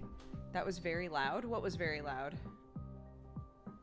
Me? Was I very loud? I'm sorry. Do you want to join me? So do you remember when I was... Tell them what you did. What I did? Remember when I was gonna get flowers, but all of the flowers were bad for cats. And so Sam said, oh, instead of flowers on our table, let's just get a pumpkin. So in the last, what, like 10 minutes? In the last like 10 minutes or so, the pumpkin that was on our table burst. So it's been fine, but I guess on the bottom, it had started to rot a little bit. But we couldn't tell, we didn't smell anything. We had been moving it around, never saw anything, right? Because we move it around fairly often because it's on the dining table. Never noticed anything. And then Sam was upstairs with Clark. She has a diaper rash again, so I was like, oh, I should go help Sam with Clark's diaper. I come out and I was like, what is this liquid all over the floor? So I go upstairs and I say to Sam, what's all that liquid everywhere? And he goes, oh, it's just water. Clark just dumped her water out. It's like, okay, but I stepped in it and it did not look like water. So I don't think it's water. We come downstairs and Sam goes, what the fuck is that? And I was like, that's what I mean. It was not water. And it took us a couple of seconds to realize, oh my God, the bottom of the pumpkin has burst open and there's just liquid everywhere. It's really gross. It's really gross. And he said he and Clark were literally just walking through the kitchen. So it just happened. Very exciting. Very exciting, honey. It's in my bed. Yeah, it went in my eye. We don't need to compare. To us. What do you mean? I picked it up and I said, get the door for me. And you said, no, put it in a bag. That created new variables and hazards. That is on you. That is, I didn't drop it. I put it in the bag. The juice into our faces. Yeah, the bag flicked the juice into our faces, which was your idea. I am tainted. It's in your beard and your mouth. It went in my eye and all over my face. Look, we don't need to compare what was worse. I'm not comparing what's worse. I'm just saying you did all. It was all you. It was not all me. I was willing to just hold it. Today. I was willing. I am the person who hates to have juice all over my hands from burgers, and I was willing to carry a gross, nasty, juicy pumpkin out the door and throw it in the trash. And you were like, no, put it in a baggie. I helped you. You didn't, because the baggie is what flicked everything in our faces. I saved you like 25 feet of carrying it. I should have. Put juice in the living room. I should have just carried it. Because then we wouldn't be fighting like this. She's wide awake. Listening to you fight me. Wondering why mommy and daddy are fighting. It's because of the pumpkin. It's better being out of the house because now we can repair our relationship. What? The pumpkin? Yeah, the pumpkin. We didn't realize the pumpkin was cursing our home all this time. Is that what it was? Yeah, that's what I've decided. Man, I feel so much better. I feel purified, really. So yeah, learn from Auntie Dukes and Uncle Sam. Don't put pumpkins as your centerpiece unless you've got a tray under it to catch when it inevitably bursts. Gross. So there's that. What a wholesome argument.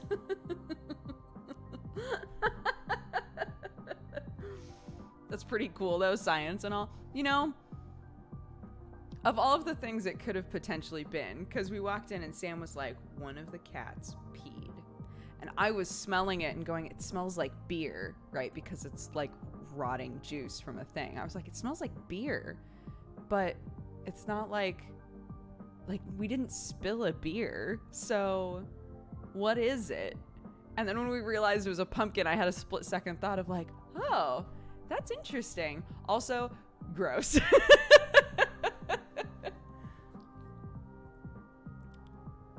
Anyways, let's get back into this, huh? I've got my coffee. I reheated it. It's cold again by now, but that's okay.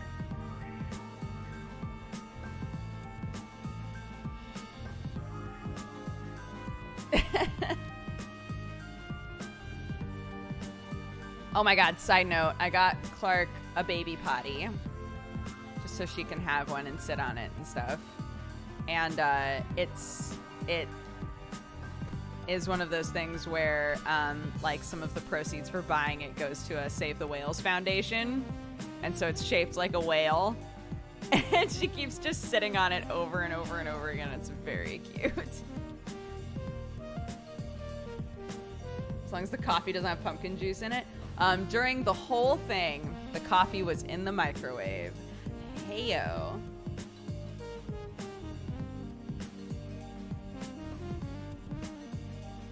Hell yeah. All right, how the fuck do I do this room?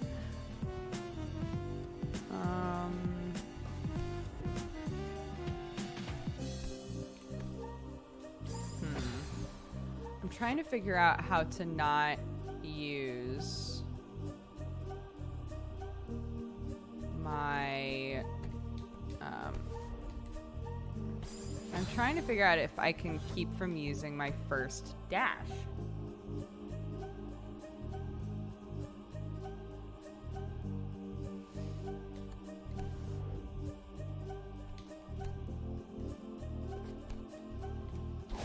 Oops. Oh, okay.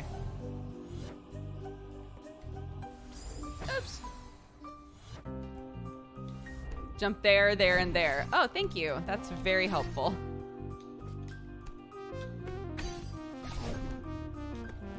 Oh! Yo, that looks like it, though, right?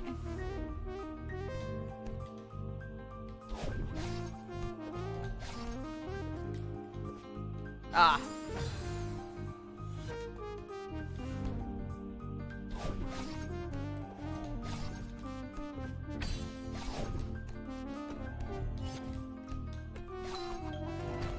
Sick. Nice. Oh, is there another? Uh-oh. Can I get in this? Oops. Okay. No? Where the hell does this go?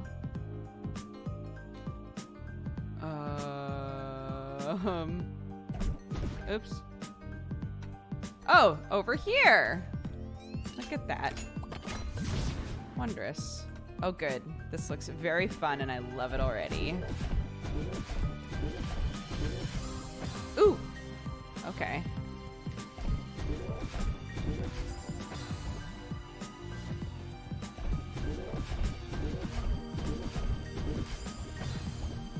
Tibelius, thank you. Oh, yes. Sorry, guys. I totally forgot.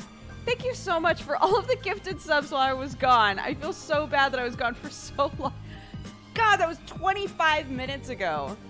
Thank you all very, very much. Tibelius, Avi, Assert Failure, Fast and Bulbous. Thank you guys so much. I really appreciate it. I'm sorry that I was gone forever. If you were gifted a sub by anyone, I will be reading all of those off at the end. But if you were gifted a sub by anyone today, be sure to say thank you. It was very, very generous of them to do that. So I appreciate it, guys.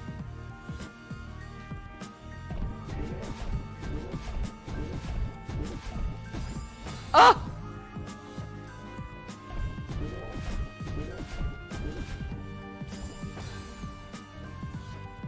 Boone also gifted a sub. That is true. Sorry, Boone. I didn't mean to slight you. Oh, God.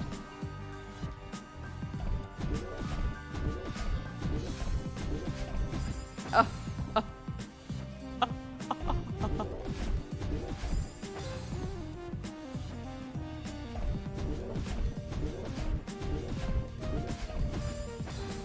Damn. Donkey Doug.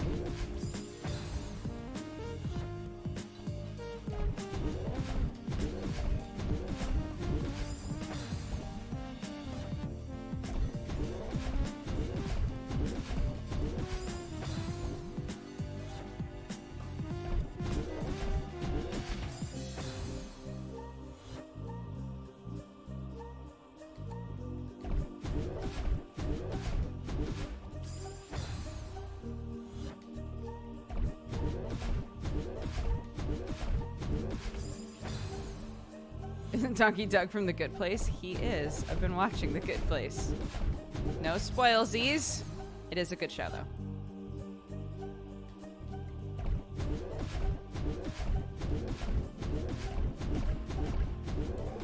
Oh!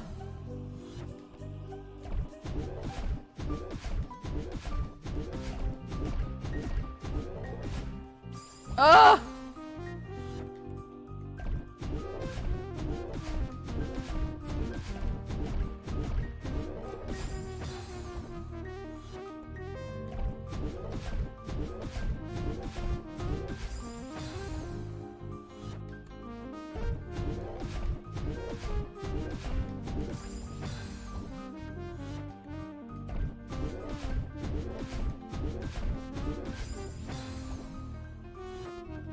Why can't every vegetable taste as good as spinach does? I feel that way about broccoli a lot. Although, I like vegetables just in general. But I feel like I could eat a lot of broccoli before I would be sick of it, you know? My brother used to call them trees when he was little, so part of me always thinks of them as trees. No! I wasn't little at the time that he was calling them trees. Like, I wasn't around when he was little, but it became a thing in my family to call them trees.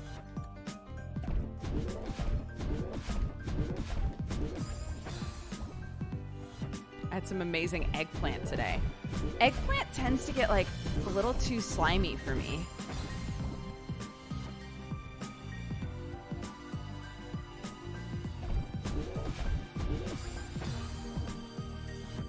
Yeah, aubergine, eggplant, aubergine. It's the same thing.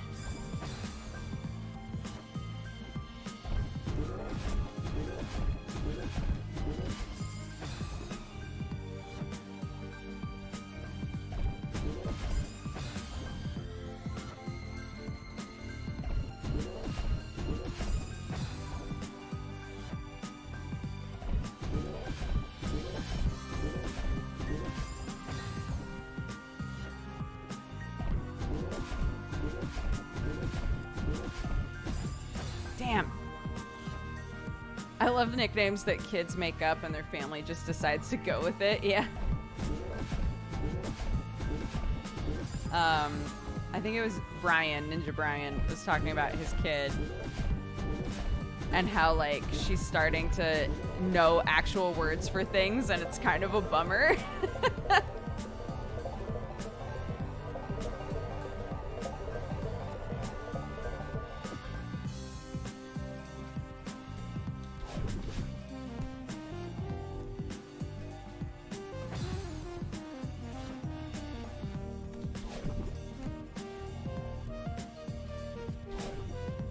Oops.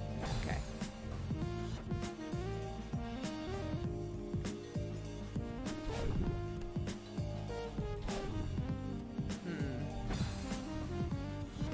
We did this in chapter 9 before, and I had a lot of trouble with it.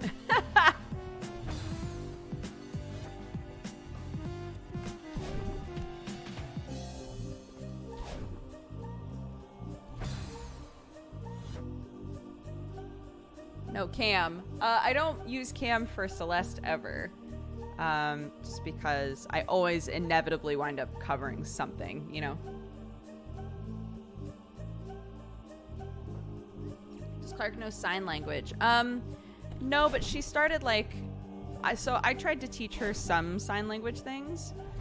And I've been told before that it can help a lot with, like, emotional development with toddlers. Because different parts of the brain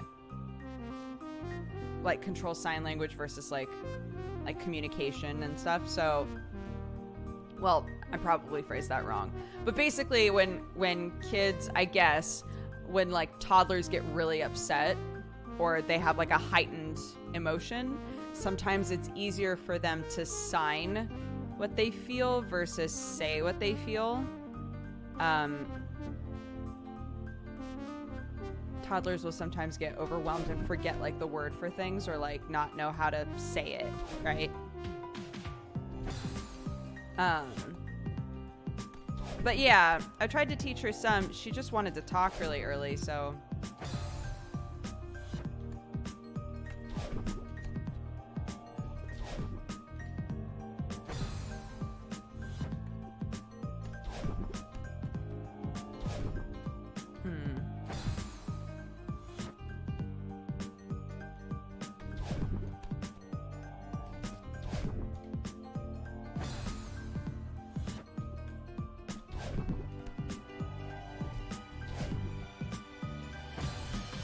Okay.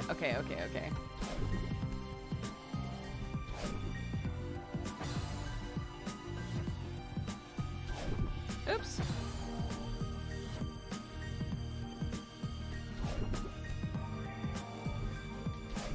Ah! I need to dash into it. Shit.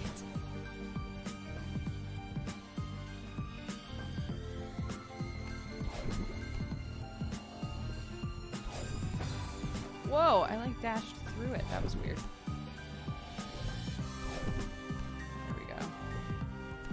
There we go.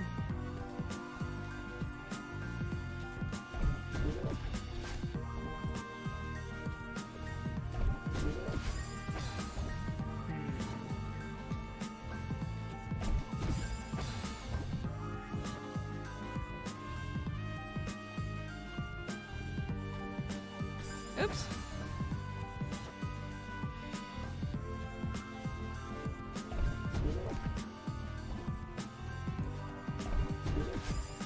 Oh.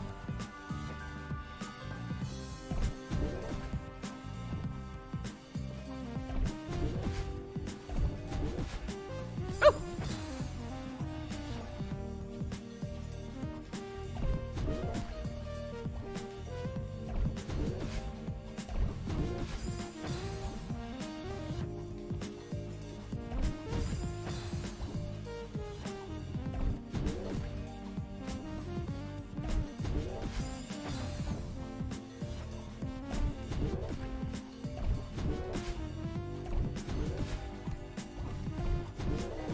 Ooh!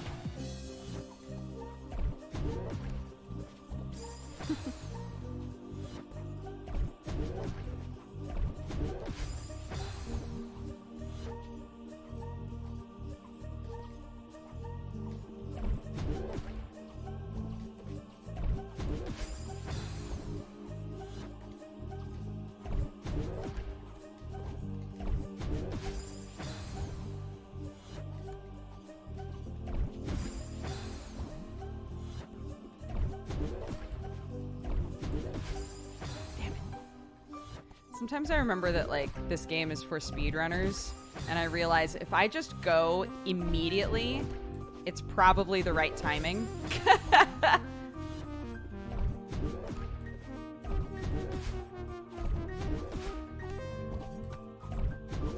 Damn! Isn't Dodger lactose intolerant, can't eat cheese and stuff? Yep! That's totally true. And I eat it anyway, like lots of lactose intolerant people do. Do not recommend. 0 out of 10.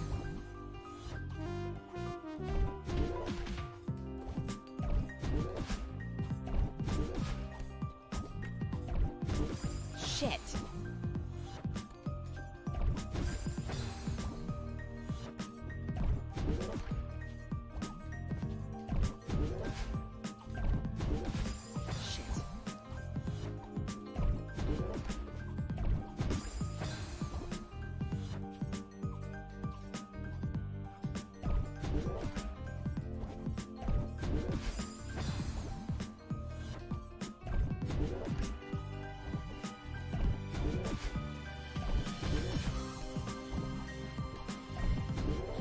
Ugh.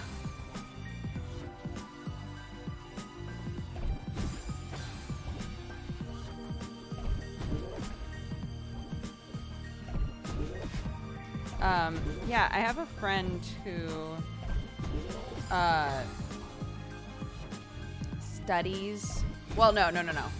Her cousin studies dairy. That's like all that she does.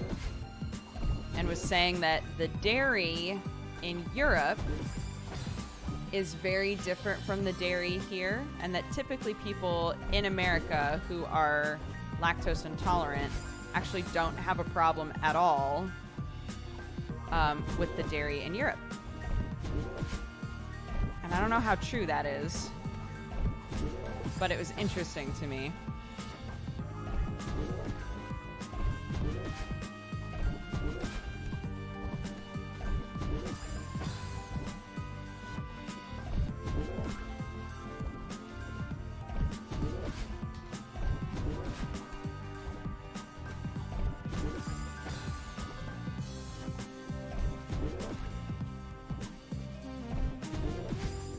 Like, I'm willing to believe that we've bred our cows to have, like, a very different constitution to their milk. It's the wrong word, but you know what I mean. Damn it. Risky to test that visiting the in-laws. I mean, they've been around me eating all kinds of things, so it's, like, not really a big deal. Ah! Nearly.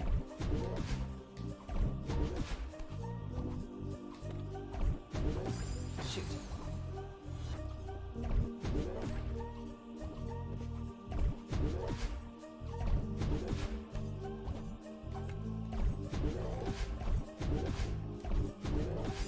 Ah!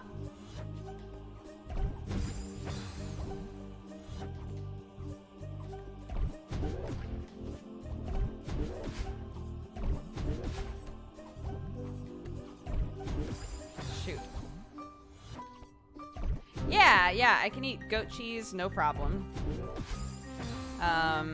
There's some, like, cheeses that just naturally have a much lower lactose content that I tend to be fine with.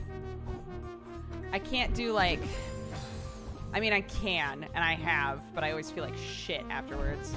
Like, really creamy soups. Soups with, like, a heavy cream base to them. I have eaten them tons of times. I've made them tons of times, but I do not feel good after eating them, typically.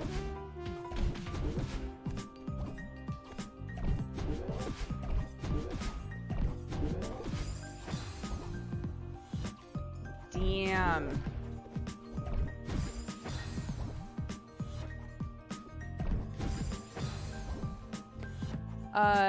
Yeah, there's a, like, one of our major milk companies now makes, like a lactose-free milk that we've been trying out. And it's actually been great.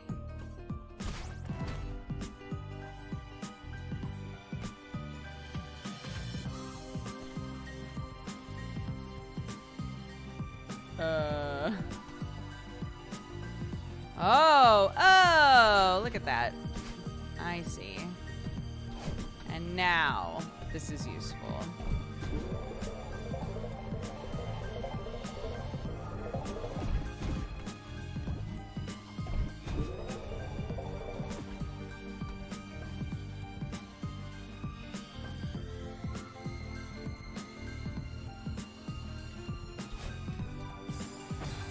Oh good, this looks great. I love this.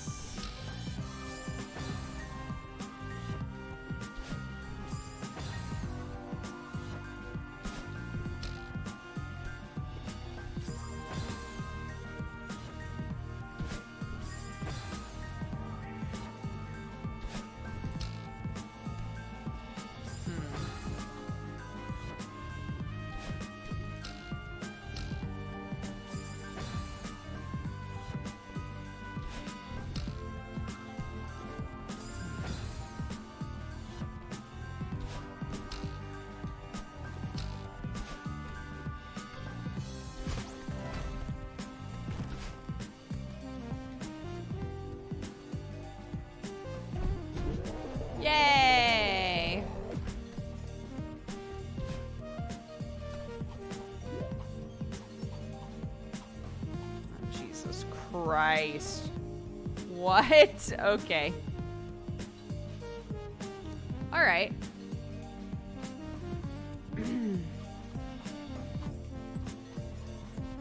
Okay.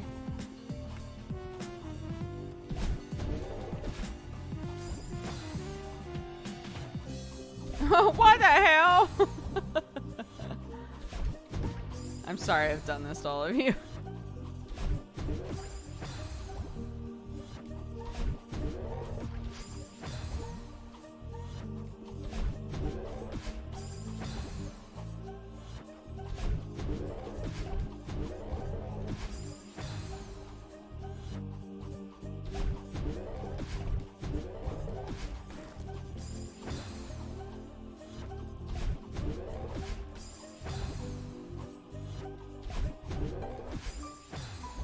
This game gives me anxiety.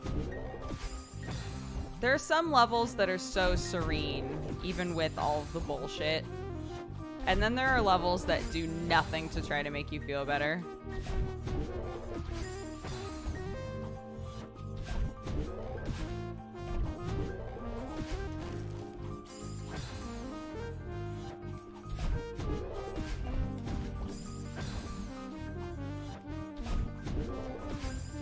Well, I would say that's depending on the level. I think the game is designed so well. Some levels are definitely meant to make you feel anxious, yeah, for sure. But some are not. They're just meant to sort of like inspire you to persevere, right?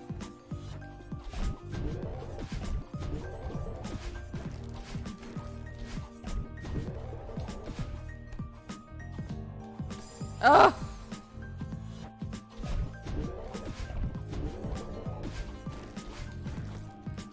Oops. Okay.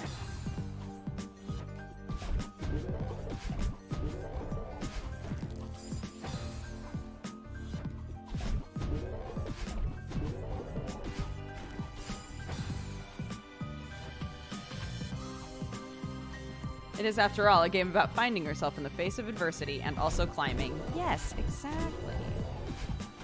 It is all those things.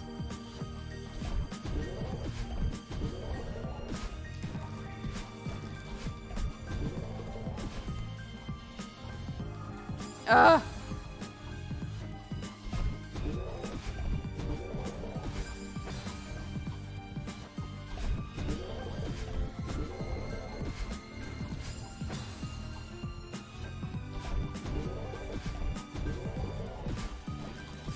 Levels like this feel so good, though.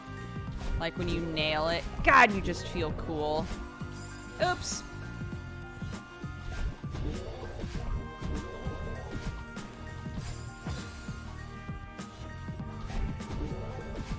It's also about how dyeing your hair blue makes you cooler. It makes you actually less, in this game, it makes you less cool. Pink is the ultimate hair color. Red is like pretty alright. It's pretty normy. And then blue is like bottom tier hair color, according to this game. If we're going by like power level of hair.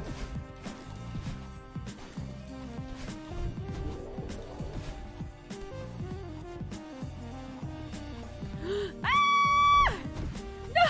No! Son of a bitch.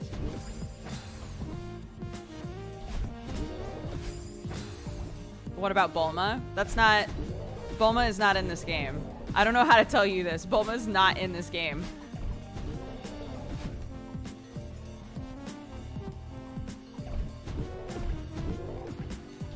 No. Welcome, you fine, cat-loving, coffee-drinking burrito babe.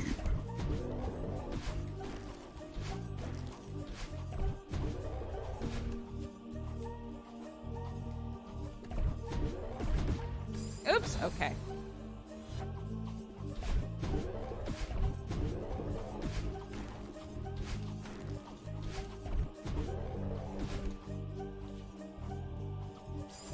Shoot.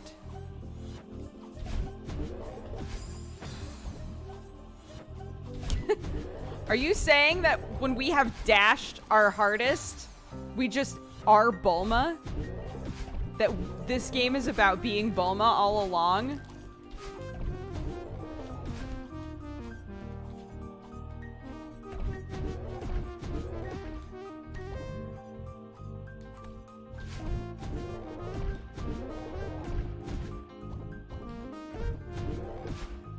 Oh my god, we made it.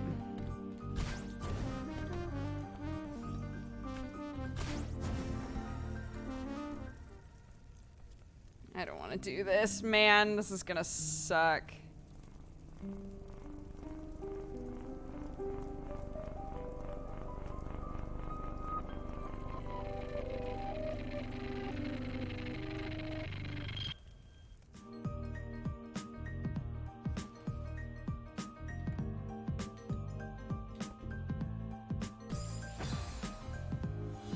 Yikes. Okay.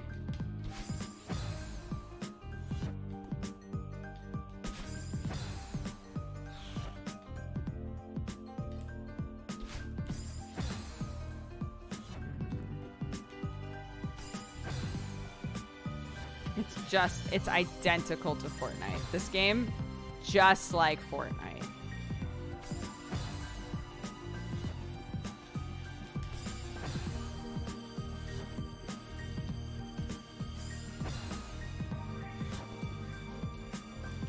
This is not for any of you who think you're watching Fortnite right now. I'm so sorry.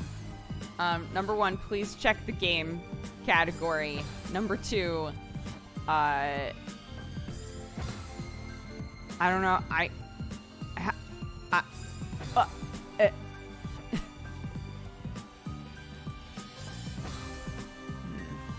Okay.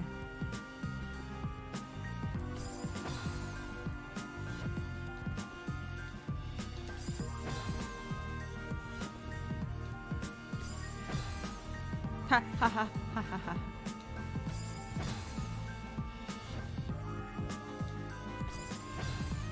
How did I manage to do that? How did I do this once already?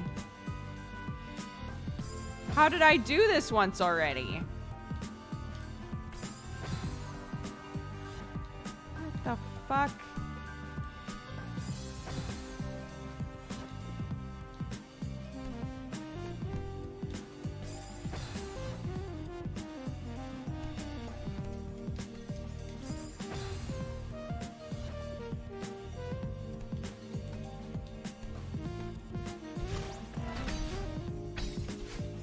Oops. Okay.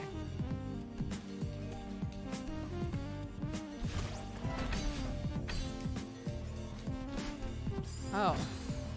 Was there a thing to hit there? Shit. It's not paying attention.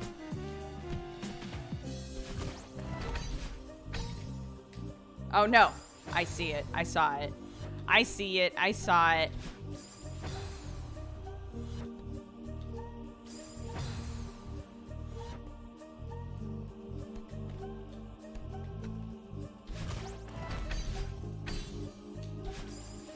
Oh. Oh. Okay.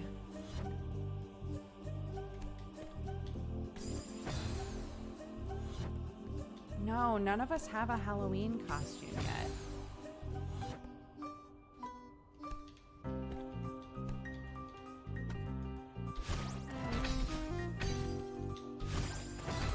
What? Why? Did I also touch a spoik? Helios, thank you very much for all of the gifted subs. If you were gifted a sub by Helios, be sure to say thank you.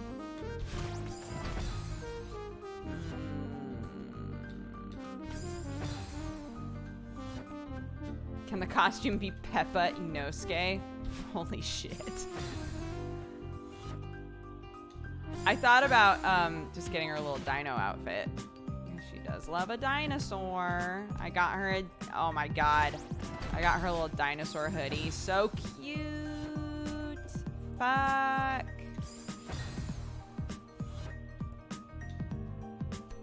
Thank you, Helios. I appreciate it.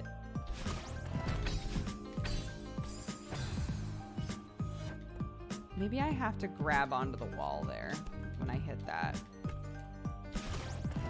Maybe that's what we got it. Fuck! Yeah, she can even make the noises. That's what I'm saying. Yeah, I got her a dino hoodie. Shit! Very cute.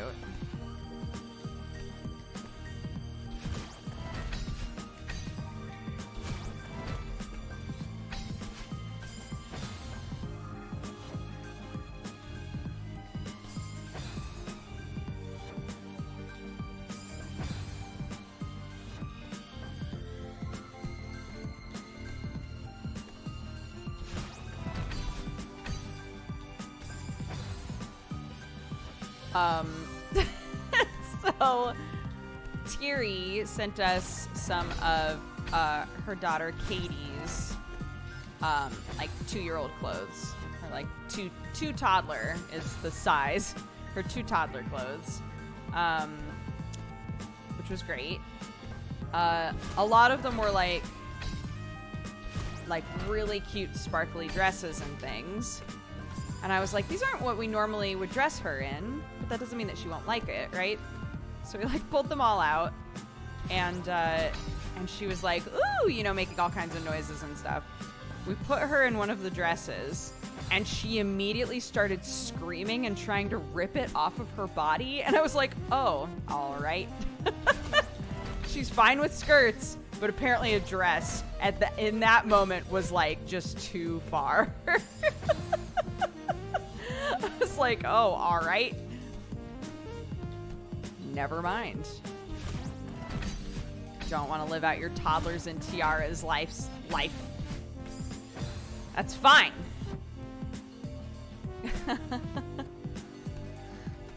I thought of it because when I got that dino hoodie, I found myself sort of pointlessly, I guess, sort of offended that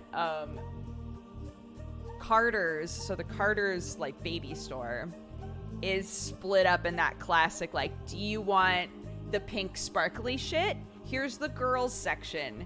Do you want the stuff with science and dinos and cool stuff on it? Go to the boys section. So I was mostly looking around in the boys section because that's the stuff that she tends to gravitate toward, right? She has like little pants with monster mouths on them and she loves those, and like she wants dinosaur stuff and monster stuff, right? And I was like, why is it like this? That's so dumb. But yeah, when I opened up the box with all these like cute dresses and things in it, I was like, well, you know, the way that Sam and I dress her, it's like when we were talking about baby rooms, right? A while back we were talking about how sometimes I think parents will decorate a baby's room not in a way that would be appealing to the kid, but in a way that they find appealing, right? Because the baby can't express what they like yet.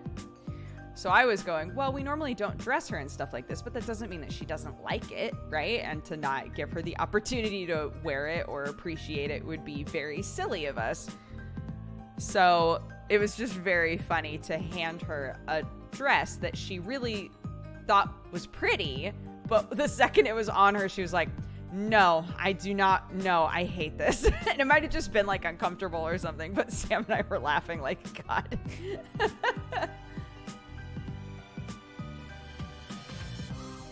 Sparkle science is the best science, right? That's why I loved when I found that little, oh, right, I forgot that that's how that works.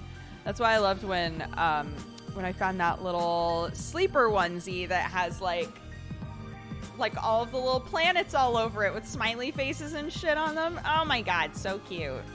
I love it. Or like we have another onesie that was in that same set that was like covered in flowers, and there are little dinos among the flowers. I was like, this is the best of both worlds. It can be both things, you know.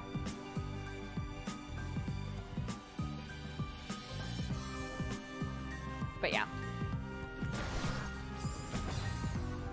Wow, I don't want to deal with you.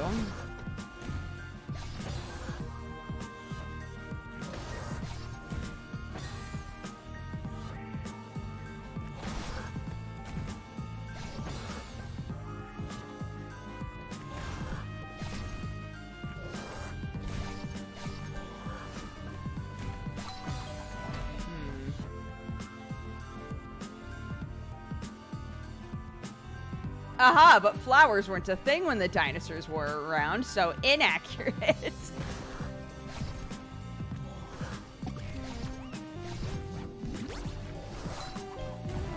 Yay! Oh, I don't like this. I don't like this. But yeah, I think my point is that, you know, with more and more parents trying to say, like, it's okay for girls to learn about science early, and it's okay for boys to like flowers, and all of that sort of stuff. And I realized that sort of push has been more recent, but I found it very silly to have the girls section be entirely sparkly flower shit and the boys section entirely cool science and dinos in space, right? I was like, all right, okay.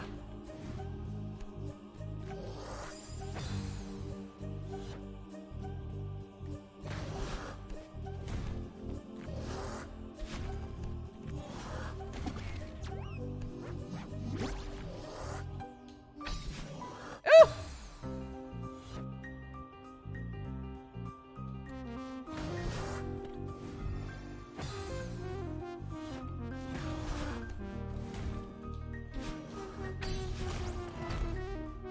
Ooh, okay.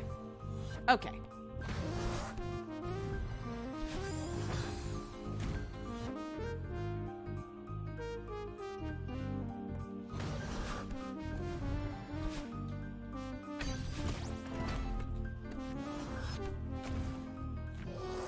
Ah!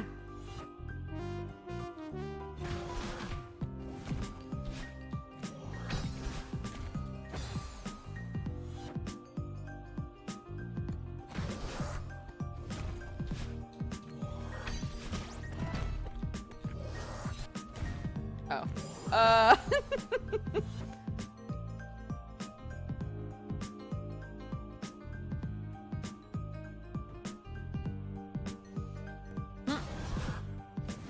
I'm trying to figure out how to get up there. Oh, okay. Just kidding.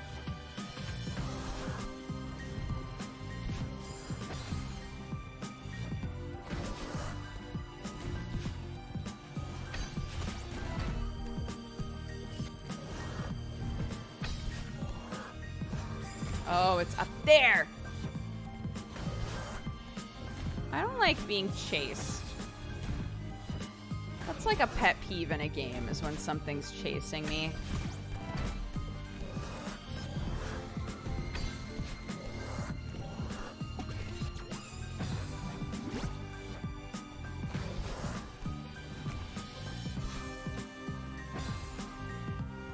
Probably not in a game too. Yeah. Also, don't want to be chased in real life. That is, you know what? Very fair. Ah!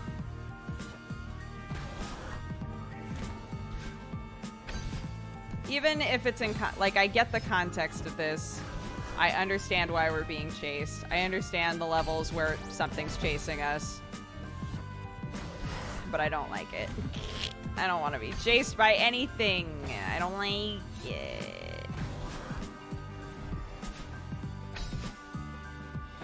But I guess if I had to choose, I would rather be chased in a game than chased in IRL. So, fine. Fine, game. You win. You butthead. Oh, my God.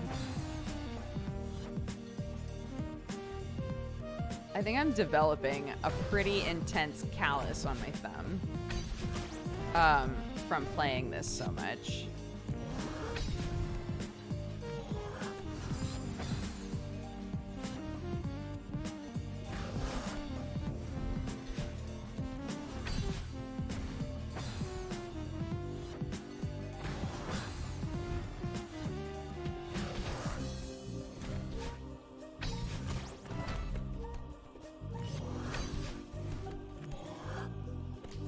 No! No!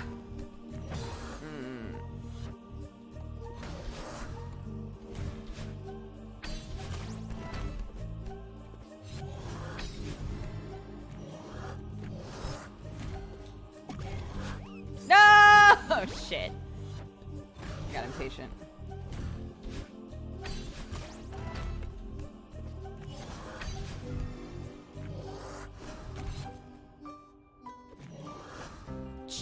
Fuck.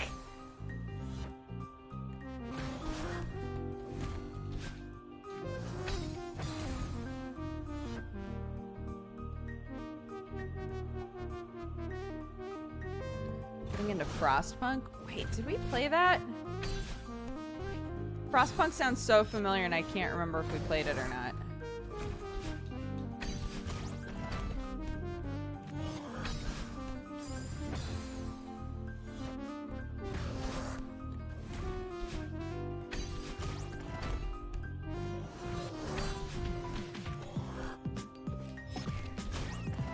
Oh!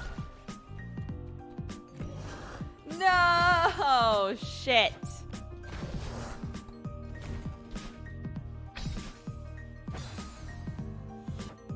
Steampunk post-apocalyptic city builder? Oh, then absolutely not. I did not play that.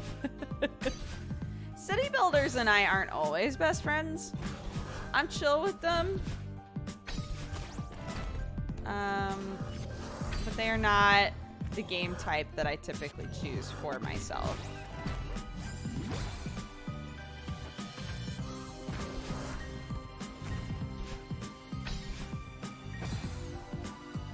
It's probably not the best stream game. Yeah.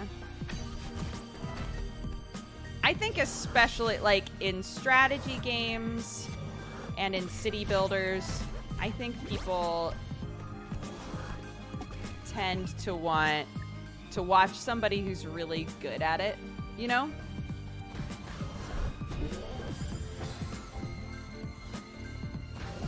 Like, if it's gonna be on a stream, I think you gotta be good at it.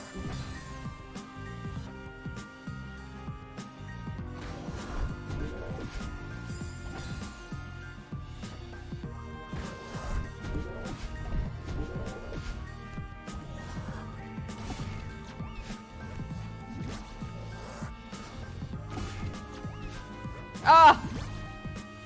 Okay.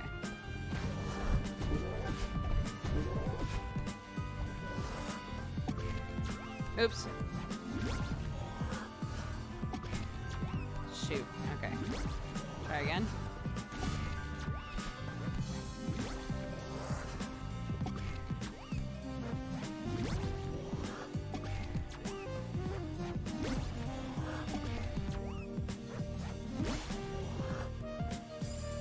Ah!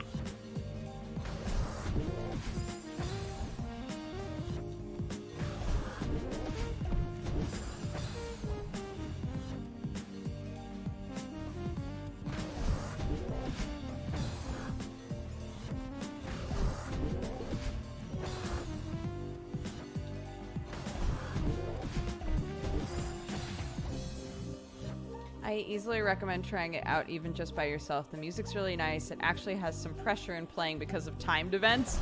That does not sound like the game for me.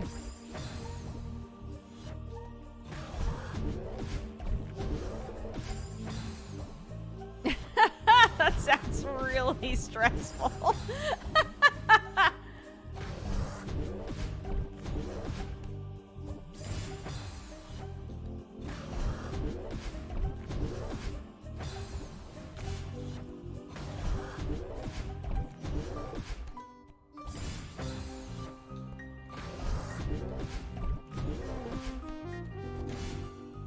Oh!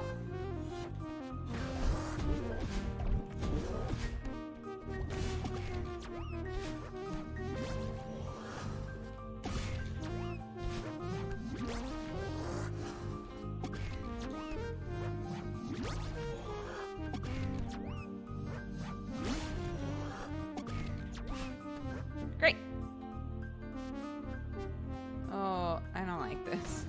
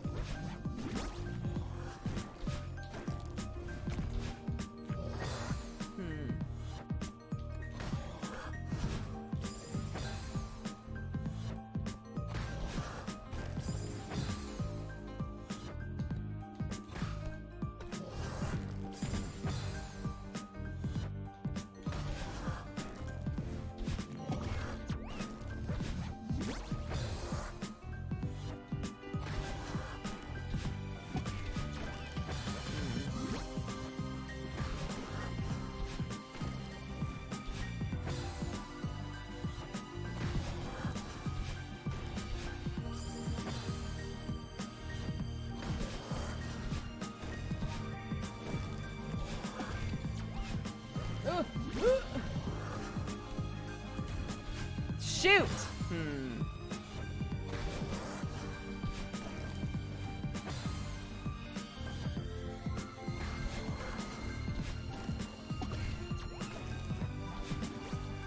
Right. I need him to get across there.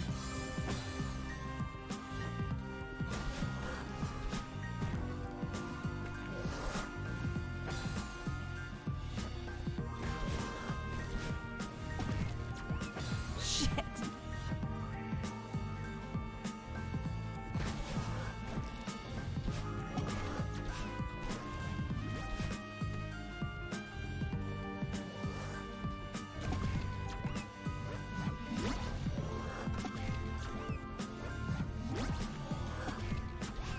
Shoot.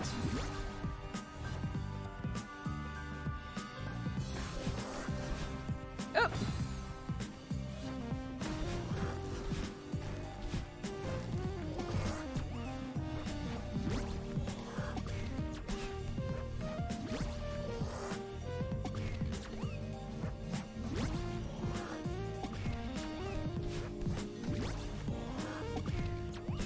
All right, guys. New topic in chat, please. Or if you would like to continue discussing it, please discuss it outside of chat.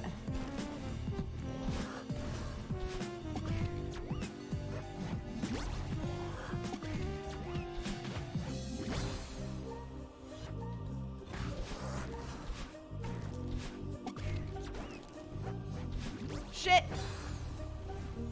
Do you have Thanksgiving plans?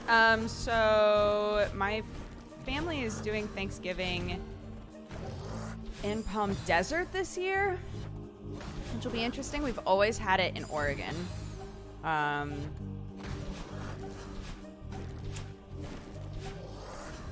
So we're doing it in the desert this time, which will be easier for us. We'll be able to get there a lot easier.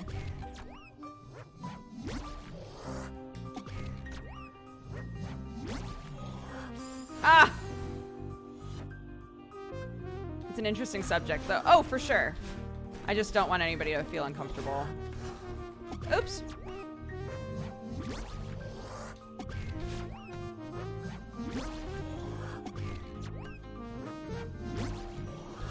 No, shit! Are you a pumpkin pie fan? I am. I actually brought to Sam's family Christmas last year. I made a pumpkin pie, which I guess there aren't a whole lot of pumpkin pies in England.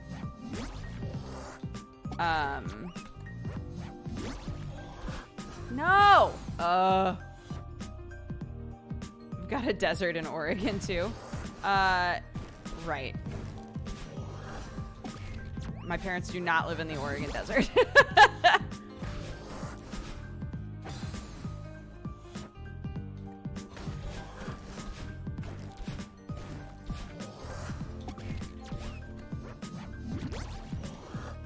I don't think I've ever had pumpkin pie and I'm in England.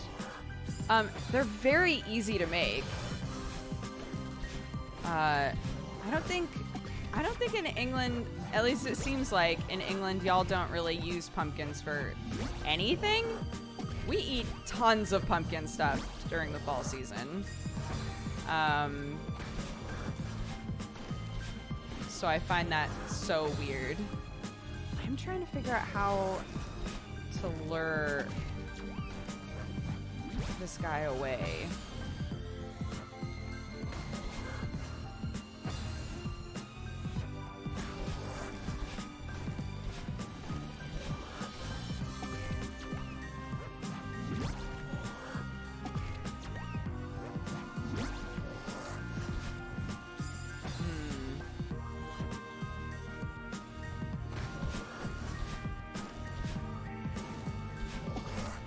Oh! There we go. Thank goodness. Yikes. I don't know what this is.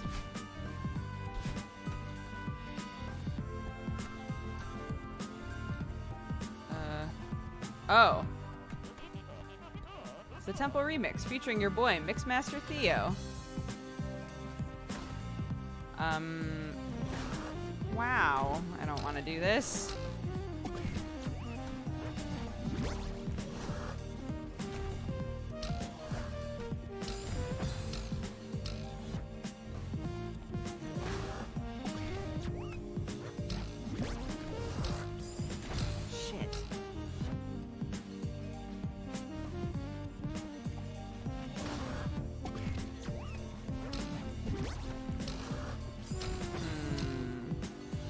Wow, wow, wow. Buy Cat Gang merch. Thank you. I do. No!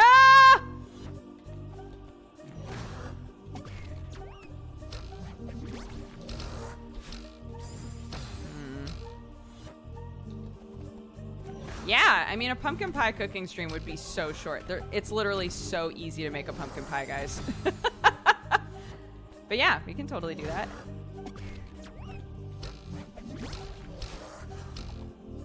Oh!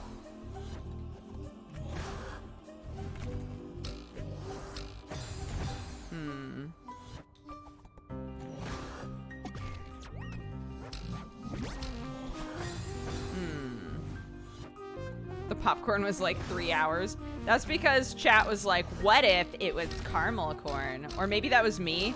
Was I like, what if this is caramel corn? I can't even remember.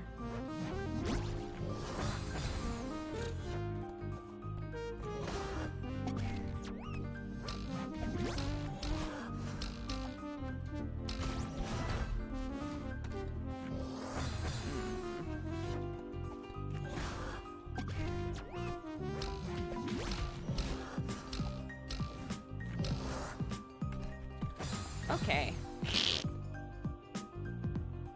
I assume it's just base filling bake. Most people just buy a pre-made like crust, and then it's basically pumpkin puree, condensed milk, and spices. You mix it all together and you bake it. That's basically all that goes on with a pumpkin pie. It takes like no time unless you wanted to make the base, which we could try to make the base. I've made it very clear I'm bad at all things baking, so like...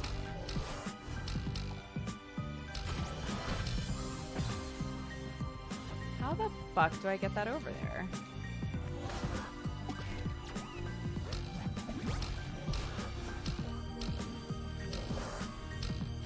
Ugh!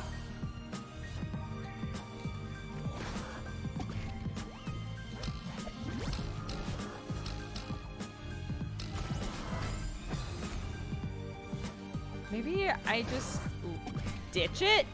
Maybe I just ditch it.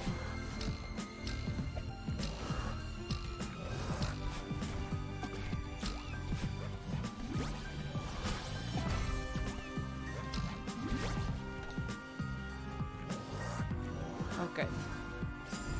Hi, buddy.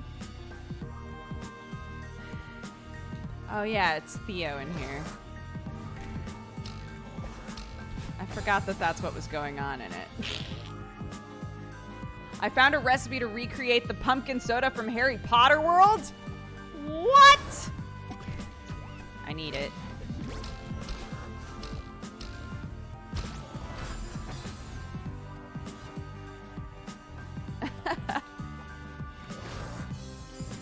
No. No.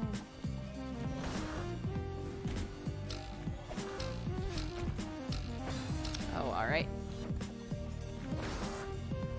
Theo, you're a real pain in my butthole. I say as though I'm not a pain in yours. Clearly not.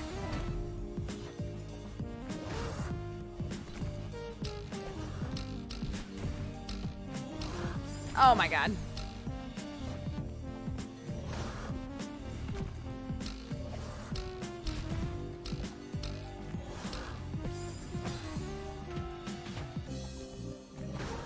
Pumpkin cheesecake is awesome. I mean, I don't see why it wouldn't be. Pumpkin everything is fantastic, so like... Pumpkin cheesecake's probably great. If I was gonna guess, it's probably awesome.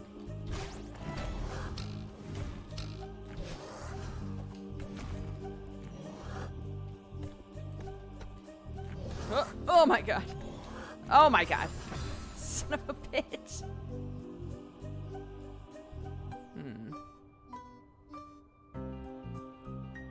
Got a lot of people in here. Hello, everybody.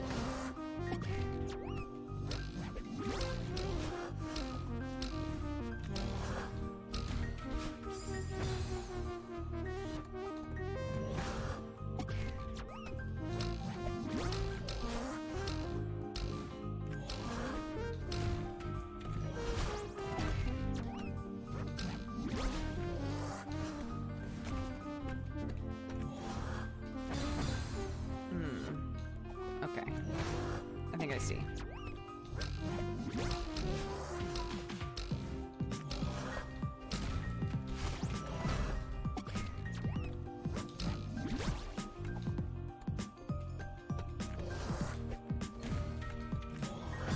Oops.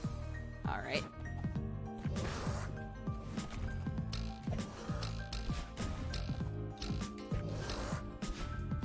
Shit. It's the Torani's pumpkin spice syrup, 6 ounces of vanilla cream soda, 6 ounces of ginger ale, 8 ounces of apple cider, not sparkling.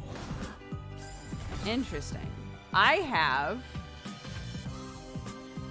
a pumpkin spice syrup, so I'd probably just use that. And I have apple cider in my home currently. So that's like, I mean, I got like half of that shit. I could do that.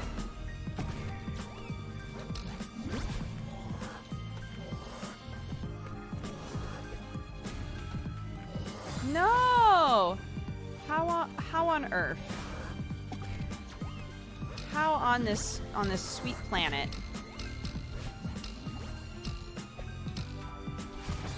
Oh, good. Thank you for reminding me. I also have apple cider. I got it for not cute reasons, like making Harry Potter pumpkin soda. Oh my god! I wanted to mix it with some brandy and have it during a stream sometime. Oops. I forgot to...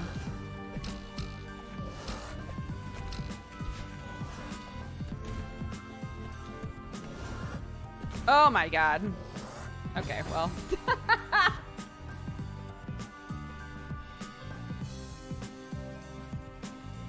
Yeah, apple cider here is never alcoholic. Just to be clear for everybody.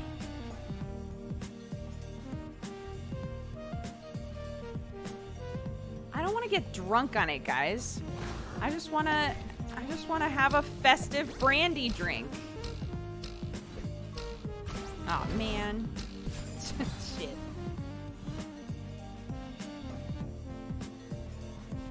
I think it's also contact. Hard ciders have gotten more normal here, but it wasn't that long ago that a hard cider was not super well known, you know?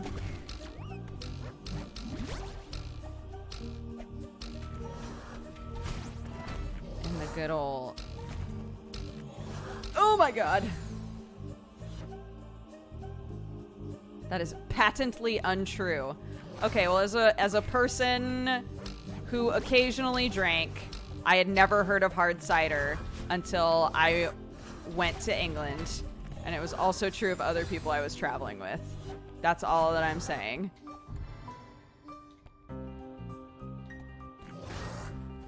In America, you wouldn't say cider and assume you meant alcoholic cider. And you can disagree with me if you want, but everywhere I've lived, that has been true.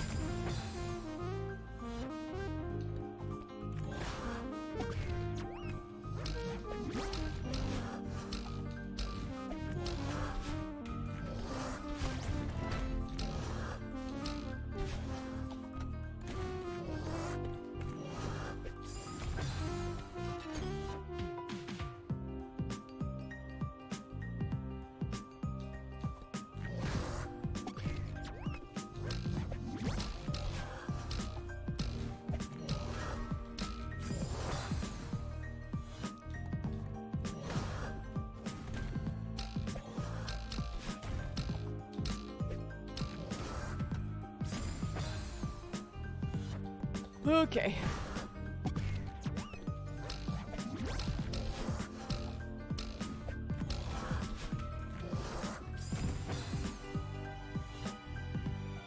This whole time I thought we were talking about hard spiders. Oh, Danny. Oh, Danny, you goofing boy.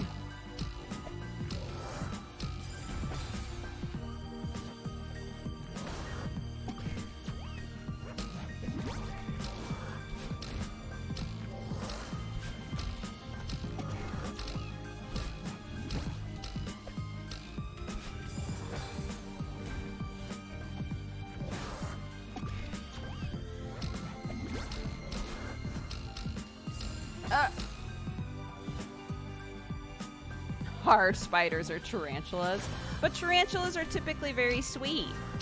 So are they hard spiders?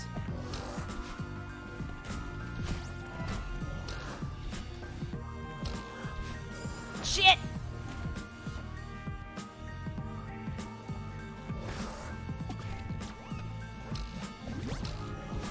Ugh! Hard isn't sturdy.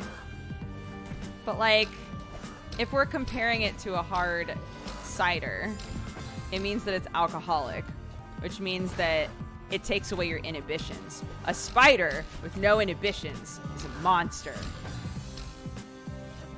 Biting everybody, building webs in places that are inconvenient to other people. That's a hard spider. You don't give a fuck.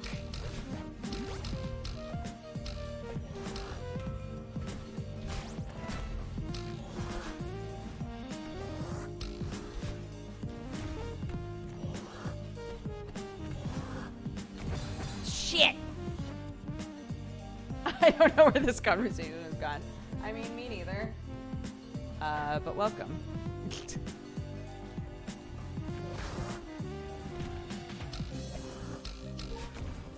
Shit.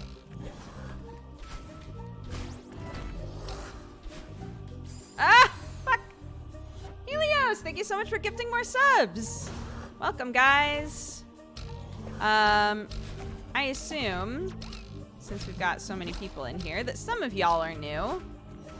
So welcome. We've been, actually, I thought we were just gonna, like, spend a few days doing some Celeste DLC, and it turned out that is not the case at all. So, yay! Goodbye, assholes. This isn't canon, is it? Or is it? Oh my god.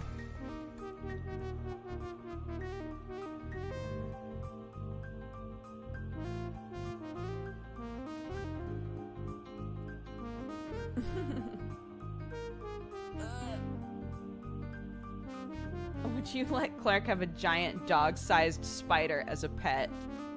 If it's gonna be making webs all up in my house, then probably not. Shit.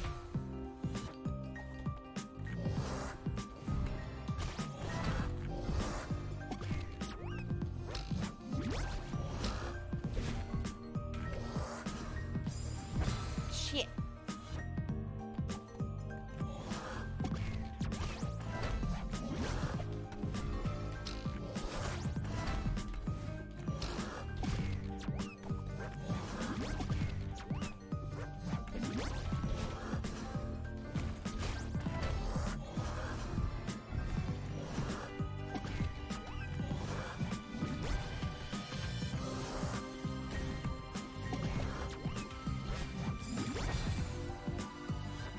Wait, what the fuck? Is that where I'm supposed to put my buddy?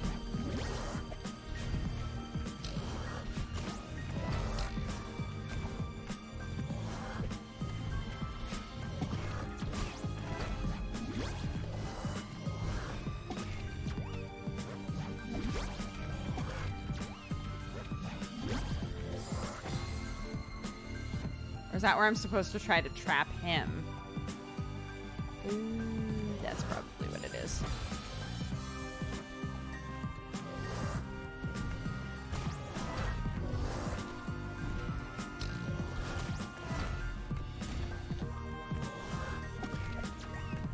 Oh no.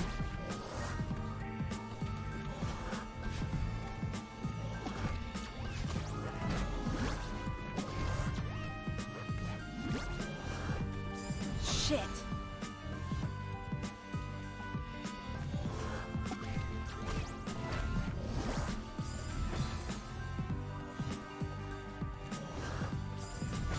What? Don't Google if spiders poop or pee. Is that what you just did?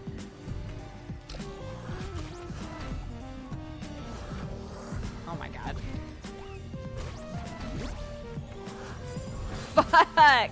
I've gained horrible knowledge. This is like when we play Indivisible and everybody's like, wait, so do they pee in there? Do they pee in your brain? don't know. Fuck, I don't want to know that. Do they pee in your brain? Maybe. Like, shit.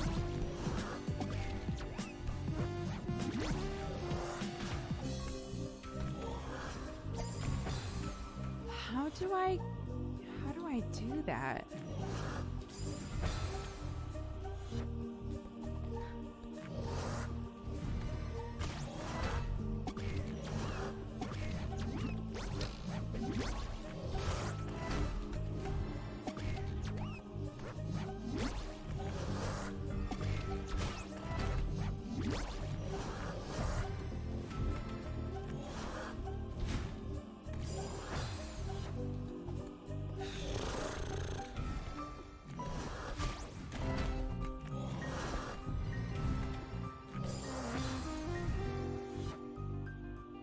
Don't pee in people's brains. Don't do it.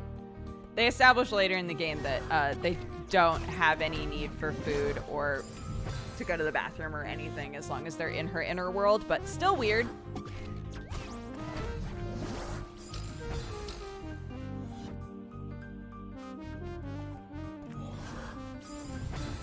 All right, I'm also tapping out of this conversation. The second somebody said, sometimes spider lay eggs in your eyes. No, I think we're good. I think we're done, chat. I don't know what's gotten into you today, but we're out. I'm out. I'm out on that one. That one's done.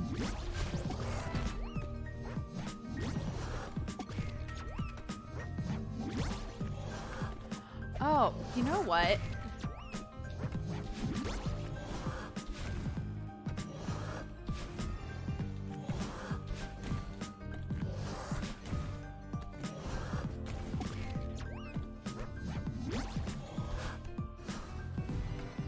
Oh, wait. Yeah, he can't go in there. He can't go in there. And I can't put him in there because he just gets knocked out.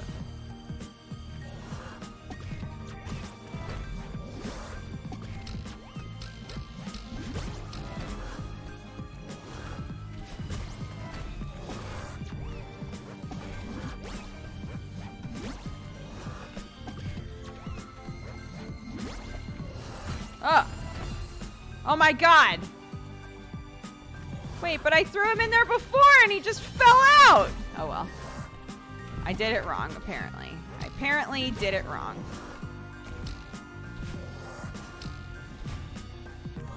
What the?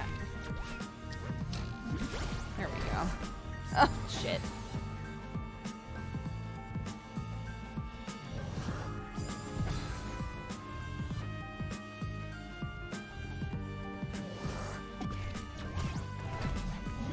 Yeah, I think we were talking a while back about how some people have like a fear of holes. And I was like, that's really silly. And then I saw an image that freaked me out so badly.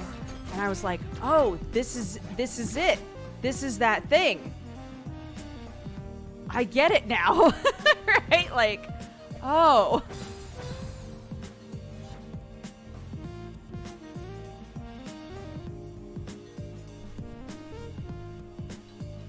Yeah, it's like seeing like gaping holes where there shouldn't be any. I saw like a picture that was a person's face with like tons of tiny holes in their face from like a bug, and it fucking freaked me out so bad. It freaked me out so bad. Yeah. Anyways, enough of that. You guys don't want to hear that. It's awful.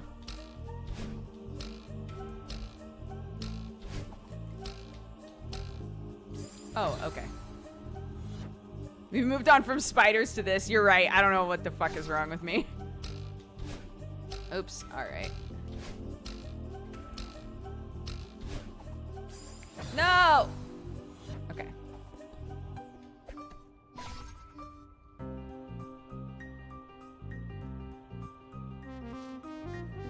Your favorite type of cake? I'm not a huge cake person, although I had a cake at Miss Random Badger's house. Okay, so I gotta catch that out of the air. Oops, just kidding. She made a cake that was literally just, it was like cake batter and apple, and that was it, and it was awesome.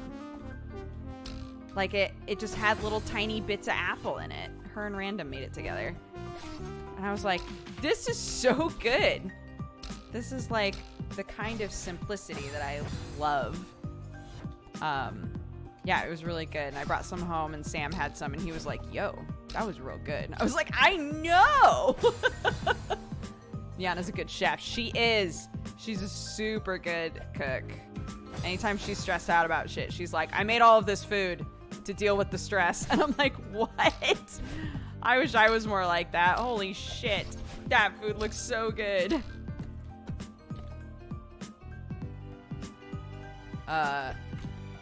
Oh no! Really? Okay.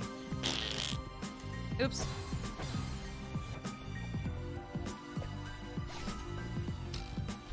I do like cooking a lot, but I don't typically choose to cook when I'm stressed out. If anything, like, I cook less when I'm stressed out, and I wish that I cooked more.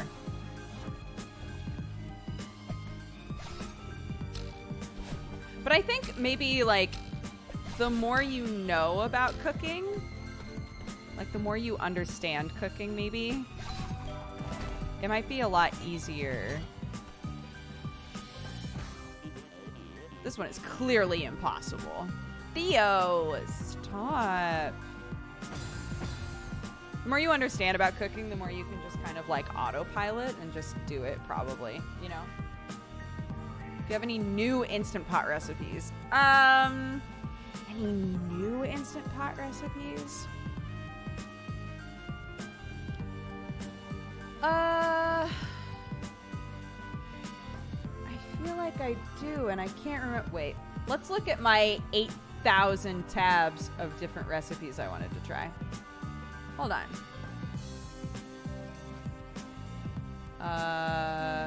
These are zucchini waffles. Not what I'm thinking of. Oh! You know what? Yes. One of them was a super easy thing. Let's see if I can find it.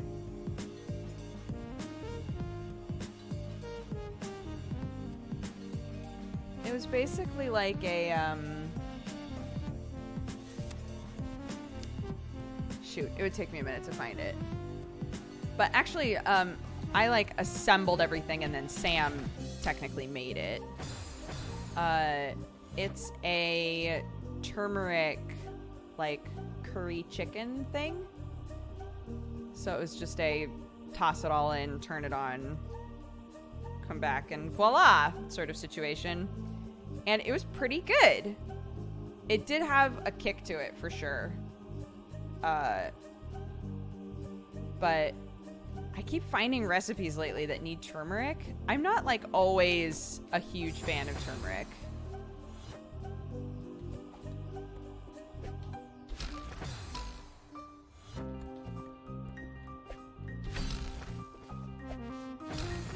Oh, okay. Yeah, that is what I'm supposed to do.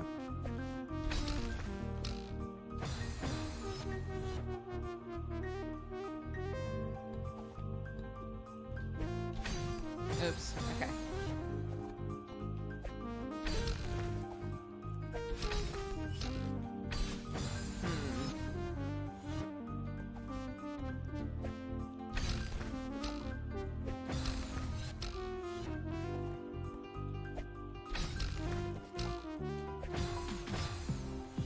Interesting. So I can't... Yeah, I can't dash with him. Right. I admire your persistence. I would have rage quit this game. Thanks.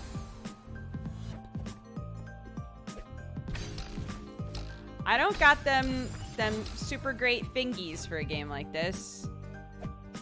But I do got the determination that we need.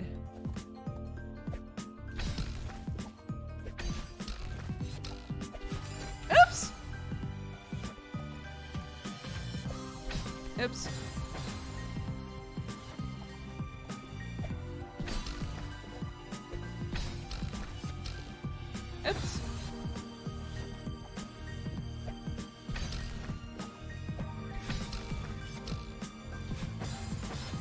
All right.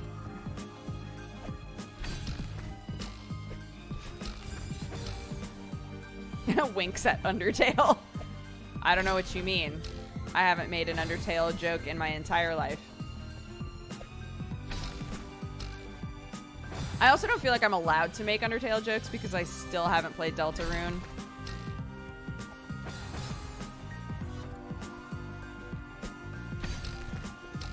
Oddly enough, Danny is one of the people in my life who keeps being like, why the fuck? Just play it. Just do it. Just play it. I'm like, yeah, I probably should, huh? You can just wait for the next chapter.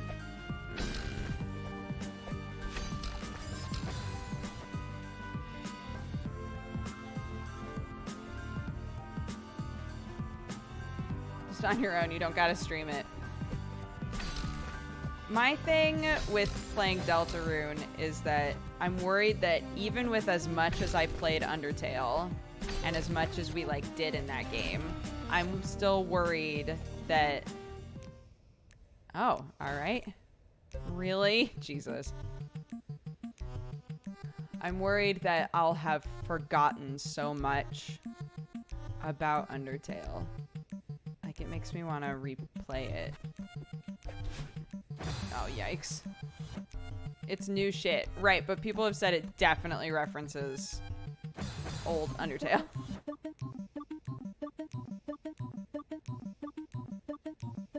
It's a different world with the same characters. That's what I mean. Same characters, that counts.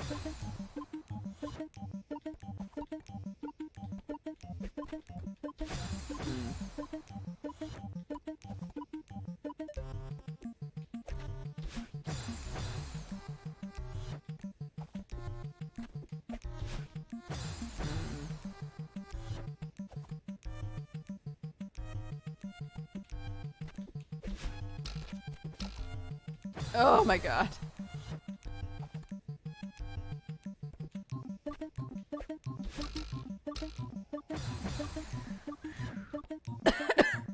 Yikes.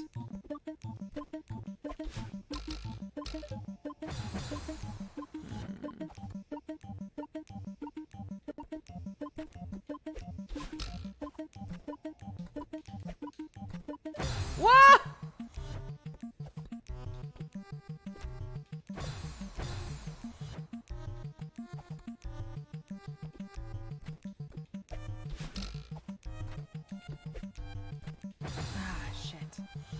Pretty sure that's what I'm supposed to do, though.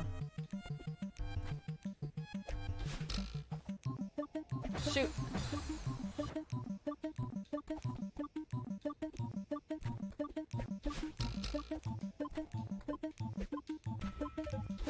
Oh, God, that's gonna feel so good when I get it.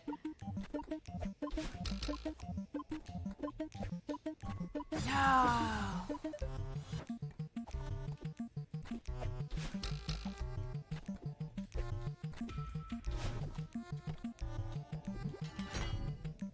Fuck yes!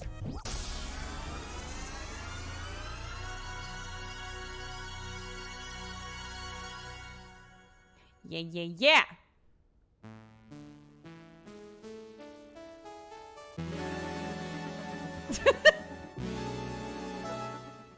Got it. How many deaths? Oh, not that, guys, not that bad. I'm pee proud of us. I'm pee proud. Oh, wait, are there no strobs in this area? Interesting. Okay. All right, chat. The floor is open. If you know where the cassette is, feel free to guide me there. To the left. Thank you, Brandling. You're always so on it. To the left and up.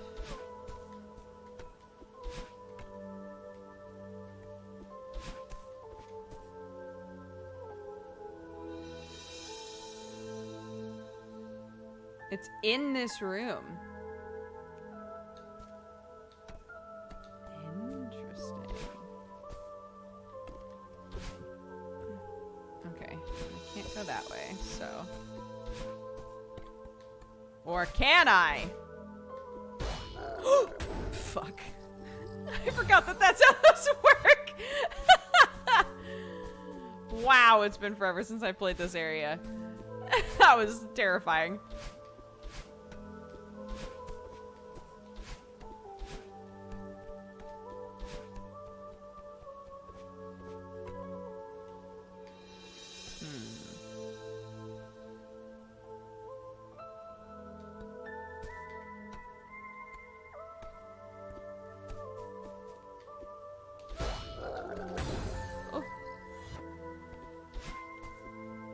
I have to break this.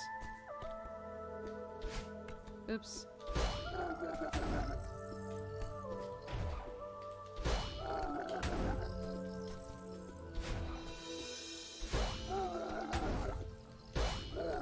Oh! Wrong way. Oh, right. Because it goes toward you. Duh.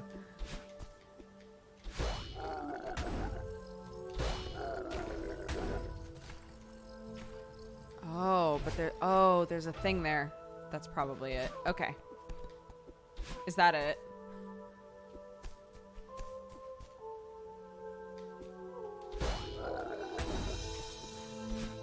Shit. Ah, now it's gonna be way harder to do it. Oh my god. Okay. That's fine. We're good.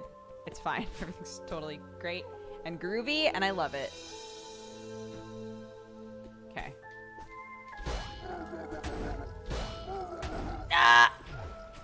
Okay.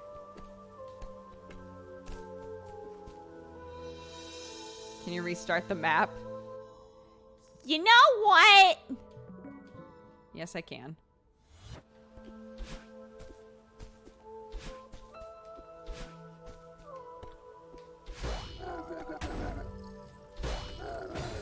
Oh.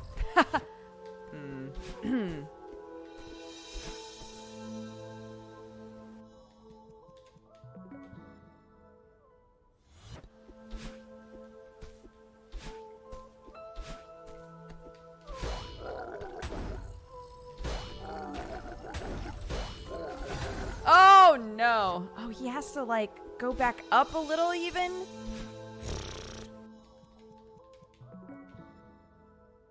He squished me. 'Tis rude.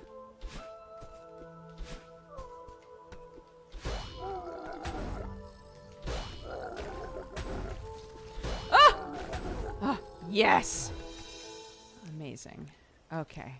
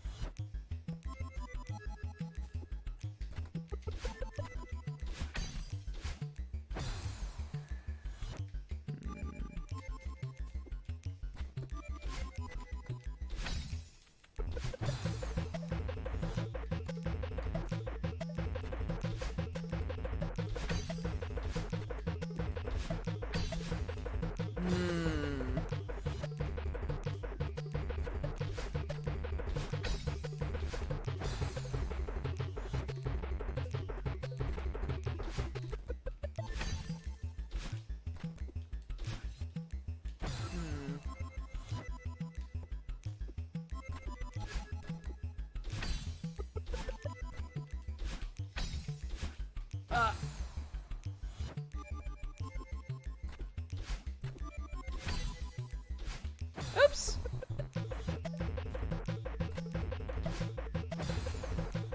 I like this music a lot.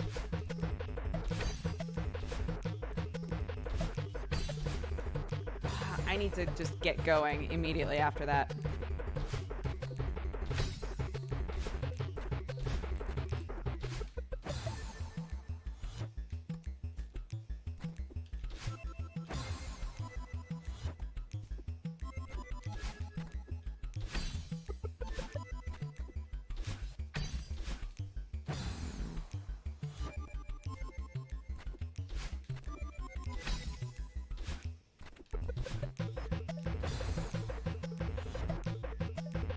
Oops. Too slow.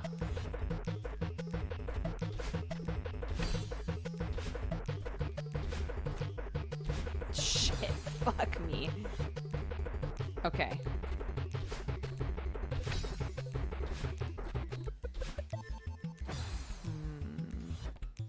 I think obviously part of the thing with this room is about killing time.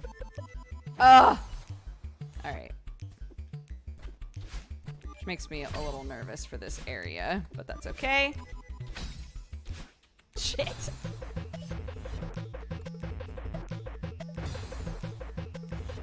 It's okay, I'm not really looking at chat, so... Talking to the void all you want. Shit!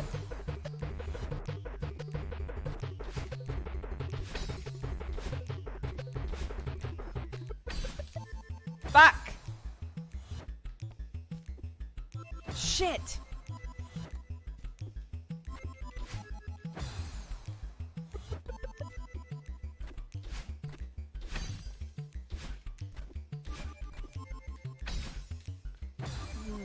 I'm trying to figure out how to utilize that.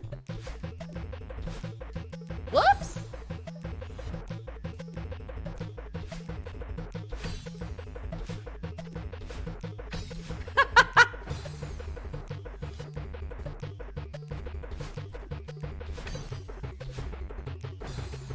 Too fast. That was too fast, too furious that time.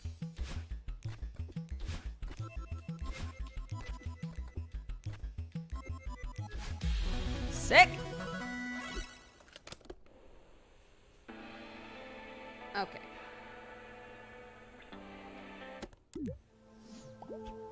Is that the music that's going to be in there? Damn. Good. Love it. Woo! All right. We're in the B-side. Do not tell me how to do anything. Or I'll be upsetty Betty. Okay.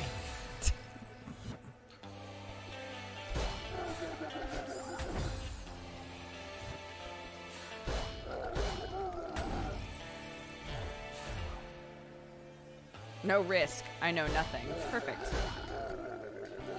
Oh my god.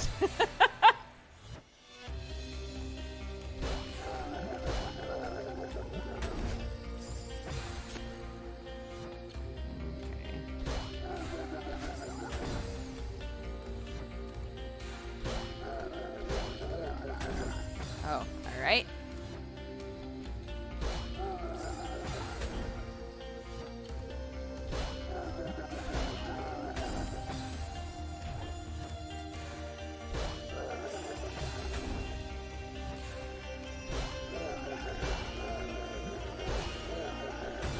Shit!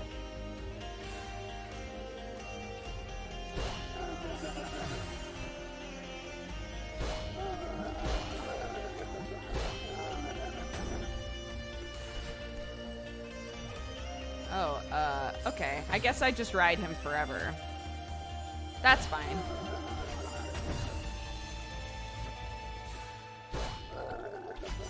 Ha!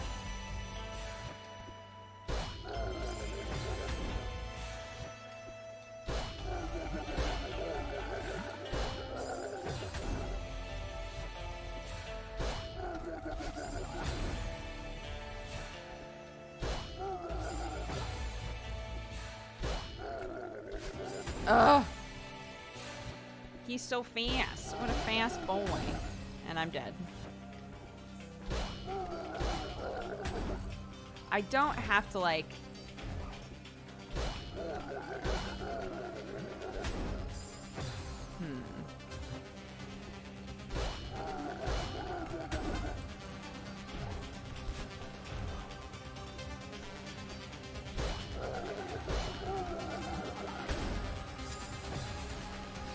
Hitting the side is rough.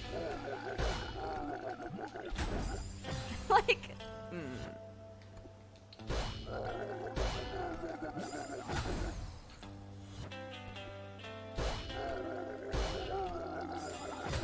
Oh, alright.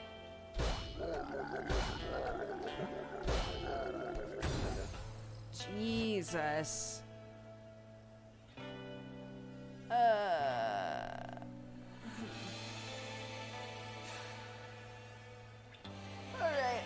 little stretch.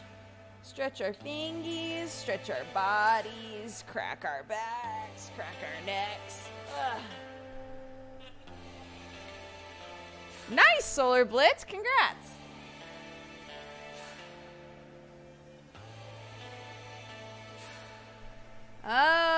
Okay.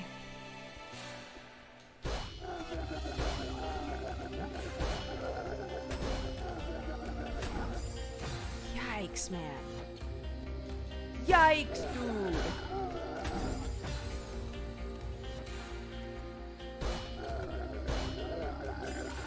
Oh, all right.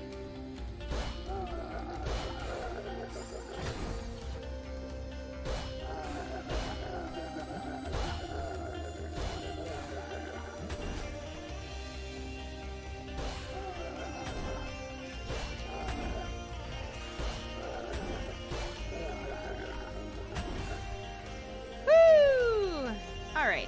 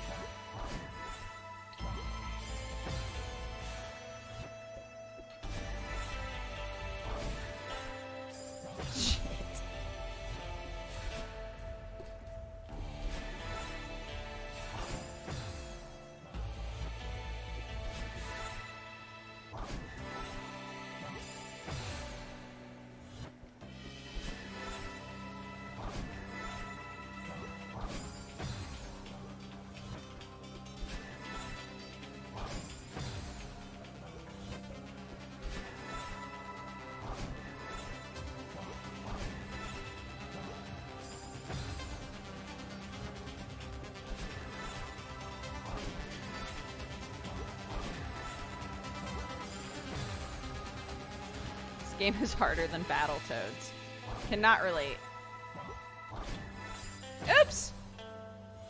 I'd love to see a Celeste speedrun. You can, they exist. You can definitely look them up, and they are insane in a great way.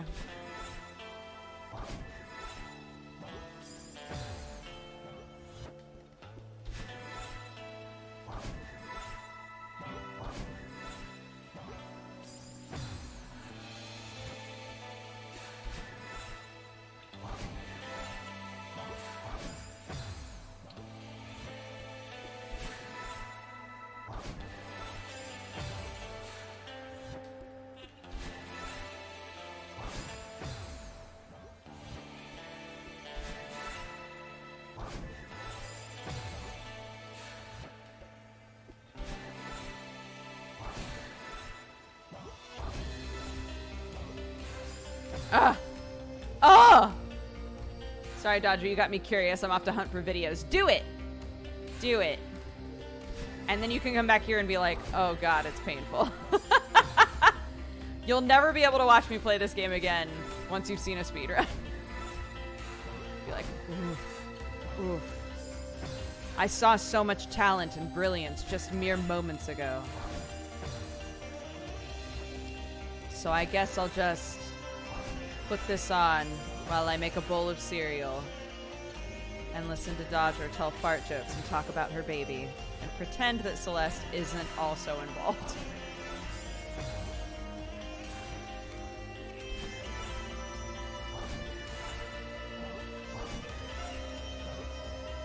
Ah! That last little bit there is so rough.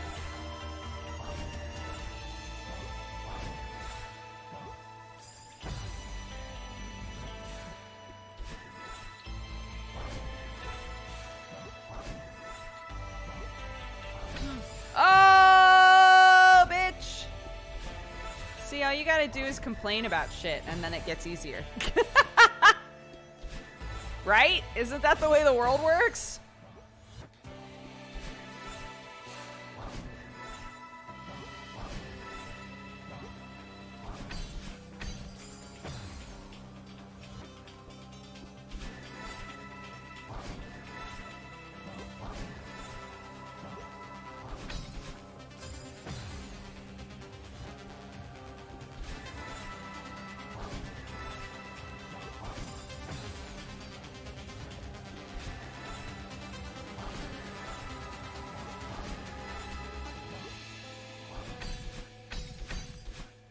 we go. Congratulations. You've won. Oh. So I gotta boink, boink, boink. Get the feather and then get outie. Okay. Sure. That's a good... Sure. All right.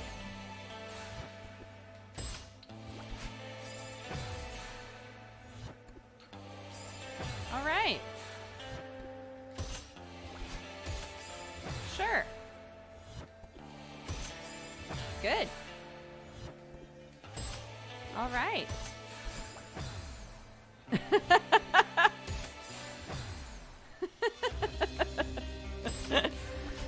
Good. It's all, look, it's all a learning process. It's all good. Everything that we're doing right now is really good and useful and a learning tool.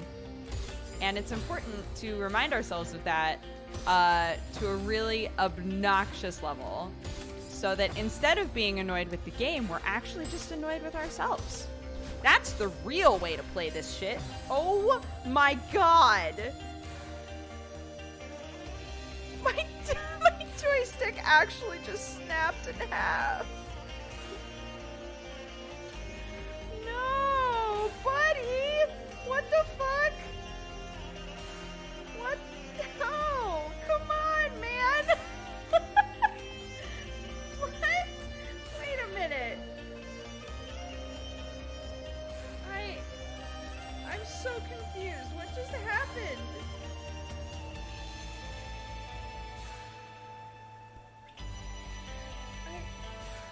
What?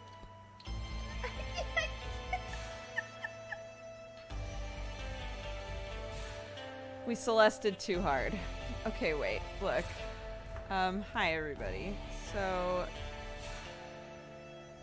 originally, right, the joystick looked like this one. And then you'll recall the leather came off, not the leather, the plastic like coating to make it softer came off, right? And I was like, it's fine. I'll just keep playing. It's whatever. So that just happened. Can you even tell? It's like snapped. It's like I've never tried using the D-pad in this game. I don't think I would like using the D-pad in this game.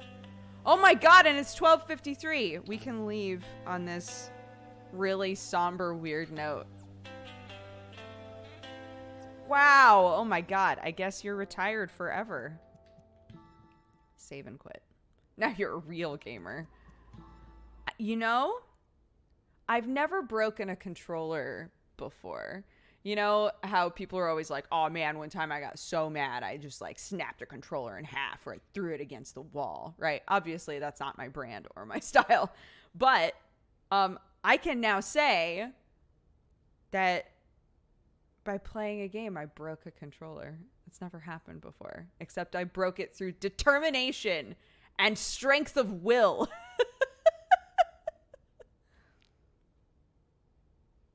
You poor thing. I'm sorry. I didn't mean to do this to you. We had a good time, you and I. We had a really long... We had a good run. We had a good run. Rest in peace. Can you show it again? It's like, it's not very easy because it's black on black. It's not super easy to see. Honey, look. What? Look what I did. What'd you do? How? I don't know. Your grip is powerful. My powerful thumbs.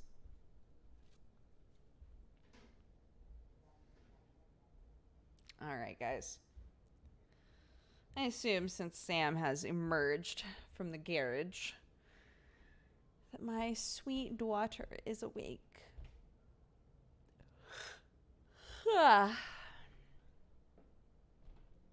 So I am going to call it read off this list of new subs, repeat subs, and gifted subs. We had a ton of gifted subs today, so I'm going to read all of those off as well.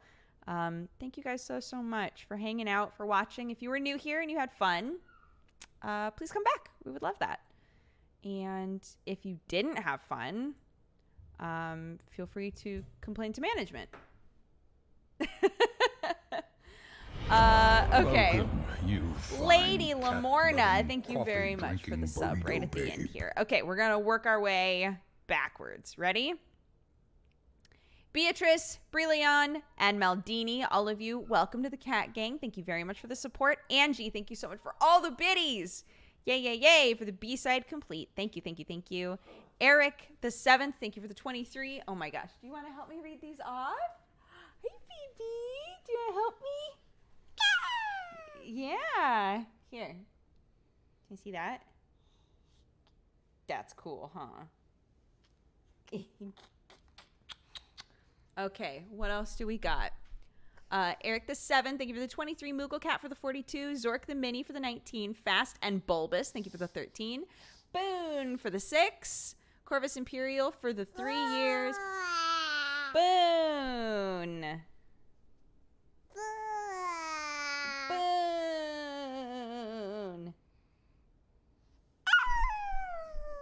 Are you looking at yourself? Look, that's you. What are you doing? What's going on? Corvus Imperial, thank you for the 3 years. Popper, thank you so much for subscribing. And then Tibelius gifted a bunch of subs to Megaria, Trudy, Poke9000, Troy of Athens, and Stanley Smooth. Oh, and Johnny UPL. All of you, welcome and welcome back to the Cat Gang. Avi gifted subs to Dreaming Nova, Tree Honesty, Sauron's Hot Dogs, The Nurse Who Loved Me, Fox Kit Daily, Fully Cooley Fan, Adarin, Login08, Zeres Carrix, Metalhead Jack, IDDQD, God Mode, Nightlife 548, Night's Reach, Binary Hobo, Flexible, Jodox, Kuranai, JT Dak, Bannered Bastion, Ashlebreck, Mashu Koi, Selenoid, Lichens Like Cans, Non-Abelian Anion, Krygoth the Barbarian, DJ Terrence, Taja, Rorgaren, some nerd named Dan, Amongst the Mist, Igor, Kozarev, Deadwalker, Jason Ox, TJ Manwich, JM Kilthau, yeah, Mortis Conservator, Bitter Gord, Hen181, Danky Kang, and Dissonance. All of you, welcome and welcome back to the Cat Gang from Avi. Assert Failure also gifted subs to Antwange, Rich Low, Jag Fan, DeGreen Pillow, Kia Starbuck, Little Dark Sun, Mar RPG, Bustin' Jeeber, Jet Alone, and Orbitalis. All of you, welcome and welcome back. Boone, thank you for gifting a sub to Hellbjorn. Welcome to the Kato Gangu. Fast and Bulbous gifted subs to Coco Joe King, Froggy Mosh, Crazy Man, Fittig, Mind Drift, Mule Bob, Cardboard Bubble, Super T Dog, 60 the 7th, Professor Tofu. All of you, welcome and welcome back. Yeah, there's still stuff in there, honey. I'm sorry, I can't give it to you. Assert Failure gifted a sub to Thalo Blue, or Thalo Boo. Welcome back to the Cat Gang. And Tibelius gifted more subs to Jay Lynn, Katie DeCat, Mikochi, Zinamon, Clary Species, Space Case Loser, DeKrenner, Finian, Flame Retardant Panda, and Kill Me Please. All of you, welcome and welcome back to the Cat Gang. We also gifted a sub to Hasey. Welcome back to the Cat Gang. Thank you guys so much for all those gifted subs.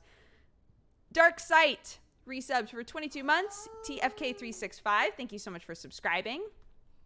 Tibelius gifted more subs to Starfleet Skater, Smashed Bones, Kira Lore, Mr. Dan, and Jovial Jovian. Everybody, welcome and welcome back to the Cat Gang. M-Step Games, thank you for the 22. Skittles, thank you so much for subscribing. Don't touch that, honey. It's got old coffee in it. Ew. Coffee.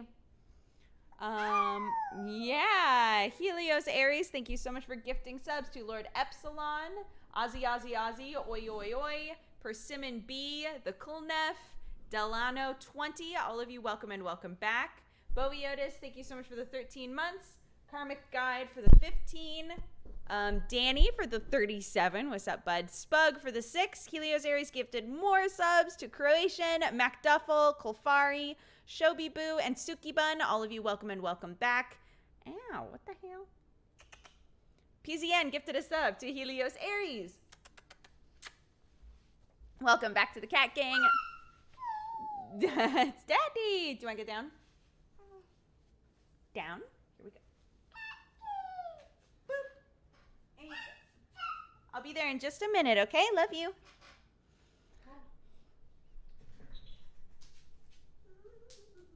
I gotta lift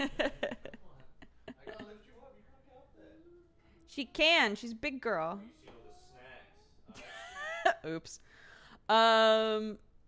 Where was I? Tomothy, thank you for the 41. Azusa for the 3. Sonrissa for the 1 year. Happy anniversary. Pandorama for the 7. Nix of the Sticks for the 22. Hollenbeck for the 42. Eric Neo for the 6. Bromanity just gifted subs to Chewy. Juniper Berry, 7 of None. Utumen and Crystal. All of you, welcome and welcome back to the Cat Gang.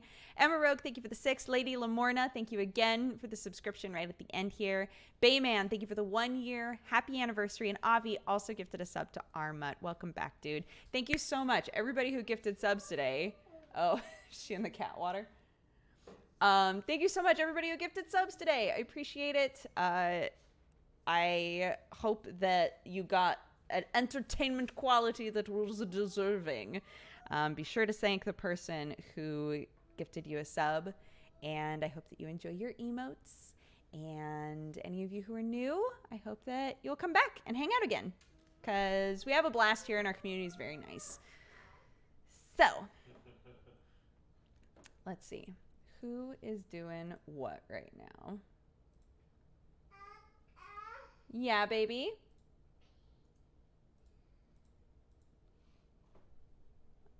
What's she doing? Trying to reach the Cheerios box. Oh, I see. Yeah, baby. Absolutely. Oh, let's go say hi to Brett. Yeah? Let's go say hi to Brett. Shaper of Stories. Go send some love. Pay it forward. Next time that I see you guys will be tonight. I'll be streaming again in 7 hours. So if you would like to watch more Indivisible, we've played it a few times. We're like over 50% of the way through the game. But it's been really, really fun. It's like a JRPG style sort of game. Lots of like Hindu sort of elements to it. It's really, really cool. But yeah. I'm going to go and spend some time with my family. But I'll see you guys tonight. Take care of yourselves. Bye-bye.